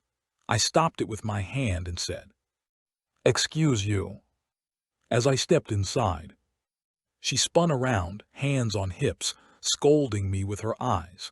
I pushed past her toward the music leader at the piano, not caring who she was after her snobbish display. I apologized for being late, and he said we'd meet later because he was also running behind. He was grinning and trying his best not to laugh. When I turned to leave, she stood so close I almost knocked her over. Still hands on hips, she tapped her patent leather shoe in irritation. I said, "Look, lady, I don't know who you are, but you saw me come in with you and still tried to shut the door in my face. Now you're giving way too much attitude for the one being so rude." She blocked my way, so with a quick wave of my arm I moved her. On my way out of the room I turned and said, "By the way, your shoes don't match your dress." And I still didn't know who she was. I found Trent and sat beside him, ready to leave. Not only was I late, but I'd had to twist Trent's arm to come to a gospel concert, and then deal with the lady in green. But since he'd come, I decided leaving now would disappoint him. 5 minutes later, the music leader took the platform and introduced the evening's soloist. The crowd stood and applauded. I waited for everyone to settle, still unaware who the cheers were for. Then I looked up, and there she was, the lady in green, holding a microphone. I didn't slump down or leave. I sat stiff as stone, arms folded, trying to burn a hole through her forehead with my stare. And I laughed out loud when I saw she had changed her shoes. I was mentally checked out and left after a few songs for a cigarette, planning how I'd spend the rest of the evening after this joke of a concert. Suddenly, a flashback hit me, a night at church camp when I was 12. The memory was so vivid and intense I knew it was something spiritual. It was Wednesday night and I walked into the tabernacle in a foul mood, homesick and being chased by a large girl. I found a seat alone, but she sat next to me. I moved. She followed. 5 minutes after service started, I went to the back of the room and sat between two camp counselors, but my mood didn't lift. An altar call was given. I had been saved 3 years earlier and clung to that with all my childish heart. A half hour later, the musicians picked up the beat. Kids were still praying at the altar, some shouting, nothing unusual. I'd never shouted or danced in the spirit before, though I wanted to. I said aloud, "God, I want to do that, but only if you make it happen." At that moment, the National Youth Director and head counselor began shouting in perfect unison on the pulpit, like mirror images. I'd never seen anything like it. My amazement softened my heart. I knelt at a secluded spot around the altar to pray. 3 hours later, as the excitement wound down, I found myself on stage speaking in a language I didn't understand. I laughed through the foreign words, hot tears streaming down my face. My feet began moving on their own. I was shouting, really shouting. A 12-year-old boy dancing, crying, laughing, and speaking in tongues. It must have been some kind of sight. Snapping back to the present, I flicked my cigarette into the parking lot and walked back inside. My heart melted just as it had been 17 years before. After a few more songs, our guest began to share her experiences. She told of the damage her career sustained when she came out of the closet. I can't recall the details, but one thing I do remember was her prayer in the midst of the struggle. "God, I guess it's time for Plan B." I knew what she meant and mentally tucked it away for the rest of her talk. I too felt like I was living in God's plan B. She then said it was years later that God reminded her of that plan B prayer and revealed to her that there is no plan A or B when it comes to His will. She said, and I too felt, that being gay made me a deviation from the church norm, and it is, at least to the church of today. But being gay is exactly what God created me to be. My heart, though it may have wandered away at times, never let go of the love of God that I'd known. I needed to be there to hear what Spirit was saying through this lady in green. But at the same time, I vowed that if I ever came to a place of ministry, like the lady in green, I would not walk through the doors of a church or any place I minister until I was prayerfully sensitive to those around me. I could have easily allowed her tantrum before church to become a stumbling block. The Lady in Green story was the first in a series of events that set into motion my questioning where my heart was. Shortly after that concert, the pastor retired and an interim pastor was brought in. He was a good guy and he loved my singing. One Sunday I sang Dottie Rambo's song, I Go to the Rock, and he absolutely loved it. He started having me sing it at the end of every single service. People would dance in the aisles or at their seat. They would clap, praise the Lord, and make noise, but strangely enough it never happened during any other part of the service. After a while I began to feel like I was in a minstrel show. As I said before, MCC Tampa was a quiet church. There were times that I would raise my hands in worship, and I was told not to, with the explanation that it made people feel uncomfortable. With the changes that was taking place in me and the church, my heart was no longer at MCC Tampa. The changes in my heart were a reworked puzzle, and the MCC piece didn't fit any longer. I took a month off from church, and that month became a time of soul searching. A friend of mine, before I began my sabbatical, told me of a gay Pentecostal church called Potter's House Fellowship. This was another first for me. Could it be that there was actually a church where I would not feel like I was in a spiritual closet? I had thought about visiting Potter's House, but in truth, I was skeptical because I had labeled anything Pentecostal as out of bounds for so long that the idea of a gay Pentecostal church was out of the question. During the sabbatical, I was alone on a Saturday and was cleaning the apartment. I heard a knock at the door and peered through the peephole to see what looked like 15 people at my door. Thinking it was a group of Jehovah's Witnesses, I didn't answer and let my dog bark so they would think nobody was home. A while later, when I bagged up the trash and opened the door headed to the dumpster, I saw a small red index card on the stoop. I put down my bag of trash and picked up the card. At the top of the card was a penciled drawing of a pair of shoes standing on the edge of a building. It read, "Feel like you're on the edge. Come to the Potter's House Church." I knew the Potter's House Church was a straight storefront, but Potter's House Fellowship was the gay Pentecostal church. I knew right then that the sabbatical was over. The next morning I called for directions, and I pulled my tambourine back out of mothballs. When I arrived at the Springs Theater, the former home for the church, the first thing that caught my attention was the huge movie screen that was the backdrop for the front of the church. I walked in from the back of the auditorium, and the music wrapped around me like smoke from a campfire. Church hadn't begun yet, but the band had already started welcoming praise and worship into the room. The combination of the Hammond organ, grand piano, bass and lead guitar, and drums filled the air like powerful incense. The congregation was small, 30 or so, but they welcomed me like family. An overhead projector suddenly illuminated the right side of the movie screen, showing the lyrics to the song they were already playing, Lanny Wolf's "We've All Come Together." Everyone stood at once. Some were clapping, and others were raising their hands praising God. I wept. The sensation of the obvious move of the Spirit felt like a scorch of hot water to my soul, as though I had just stepped into a hot tub on a bleak, cold winter's night. I threw my hands in the air. I was home again. God had taken me full circle to a church equal to the church of my youth, save the hate. I hadn't a clue how God would use me there, but I was no longer in a spiritual closet. God knew what I needed.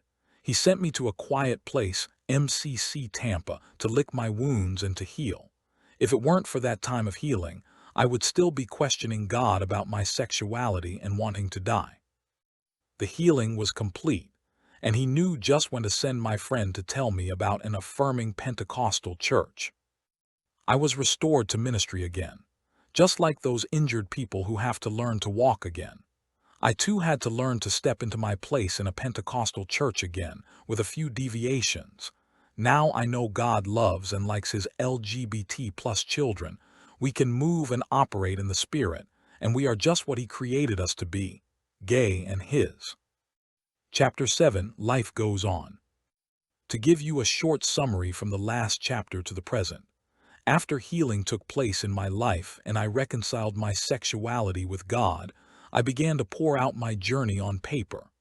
At first, I wrote to complain about the ills of society, but in time, my heart turned toward restoration, and my writings became ministry. From there, I served in many roles: church maintenance supervisor, leader of the internet ministry, gay pride outreach coordinator, administrative assistant, ministry counselor, head deacon, youth pastor, minister trainer, board secretary, and associate pastor. I authored the book, A Voice in the Chorus, and the Affirming Church Reference Manual. I completed 2 music projects, It's About Time and A Night Made for Worship. My writings gained momentum and began ministering around the world. They were used in national sermons and featured in global publications. I was even offered and accepted a position as a gay religious columnist for Watermark magazine in Tampa, Florida. I began teaching seminars, Natural Gifting for Supernatural Ministry, and a relationship seminar, No Greater Love. Along with the book you are reading right now, Are Your Eyes Still Brown? I also wrote, in his own image, and gave away over 1,700 free copies of The Power of Unlearning. I'm also in the midst of writing 2 more projects. If all of the books are read in order, you can see a timeline of where I came from to where I am today. At that point, my spiritual life began to take priority without religion, but I didn't know what was happening. Never before had those changes occurred without being accompanied by church work. Gone were the days of the nervous, closeted little boy, but also gone were the days of helping narcissistic pastors build their kingdoms at my expense. Ian Levanzant had written a book called One Day My Soul Just Opened Up. I saw her online explaining what that meant. And as I was working in the church, one day my soul opened up. And it was one of the more incredible experiences of my life. But I didn't know what to do with the information, so I kept working at what I knew to do. One example of my soul opening up was, while continuing to serve in corporate church work, I launched a new ministry called Last Child Ministries, the next generation of ministry for those who were left behind. It stemmed from being the last child, of course, but it wasn't built solely on that premise. It came from the realization that the church had come to many revelations about who their remnant truly was, and the LGBT plus community is the final remnant God will use, with or without the church. I started evangelizing in 2005. I became a licensed minister in 2006, was ordained in 2009, and started pastoring a church in 2012. As I said, my spiritual life was taking shape, but I was navigating unfamiliar terrain. My mentors changed, and my theology began to shift from affirming Christianity to Christ consciousness and rational spirituality. Much of that evolution began when I retired from the church in 2011, and that evolution caused me to rename my ministry Spiritual Awakenings Fellowship. Throughout those years of transition, my body began to turn on me, and I now live with chronic pain as a constant companion. In 2015, Trent and I were legally married after marriage equality became the law of the land. We now celebrate 33 years together and have been legally married for 10. Through time, understanding, and unconditional love, my immediate family and I have grown close again. If I don't hear from my mom at least twice a day, I start to worry. We had our first family reunion recently, and it was perfect. Every one of us walked away stunned at just how perfectly it all came together. It included my immediate family, grandchildren, and great-grandchildren. Epilogue. My life has been difficult, but even so, if I could do it all over again, I wouldn't change a thing. I've come too far to live in shoulda, coulda, woulda. Instead, I live in a constant state of my soul opening up, and that process has allowed me to live the miracles, not just beg for them. I've written this book for my LGBT plus family, to let you know God created you just as you are. It's not a choice to be gay. The choice lies in acting on it. The church may tell you to remain celibate or seek deliverance, but I, along with countless others, have grown beyond those lies. I'm here to tell you, you're okay. God loves you just as you are because He created you in His image. The day I pray one more prayer to be delivered from being gay will be the day I see preachers and televangelists offering prayers for deliverance from heterosexuality. And that day will never come. I've also written this book in hopes of creating understanding among my straight brothers and sisters.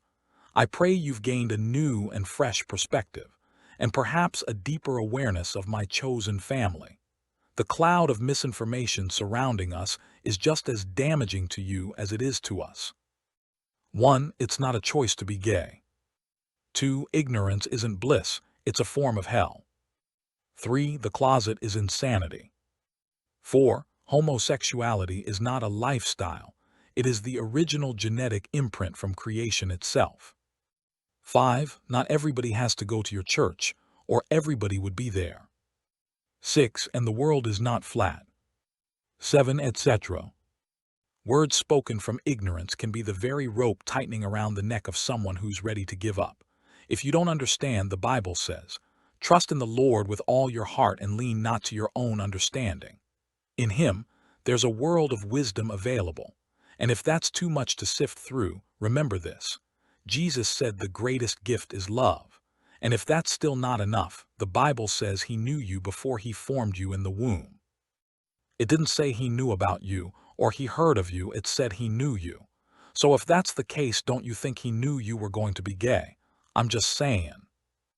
I'm not going to get into all of the whys and wherefores of how you can reconcile your sexuality to God. There have been numerous books written on the subject by people that have explained it best. Bishop Yvette Flunder, Rev. Mike Piazza, Rev. Troy Perry, Rev. Mel White, etc. For biblical and scientific information. Look for their books and they will give you a world of information at your fingertips of the very fact that God created you gay, that you are not a mistake, you are not a deviation, and you are not an abomination. Throughout my journey, I've learned many things. This book only scratches the surface of the mountains of experience I believe God has given me to share. It's also a lifeline, a reminder that you are not alone. There are thousands upon thousands of people out here just like you. Our stories are so painfully similar that you'll cry at the awful familiarity. But through those tears, you'll begin to see. God has placed your feet on a journey that leads straight into His heart.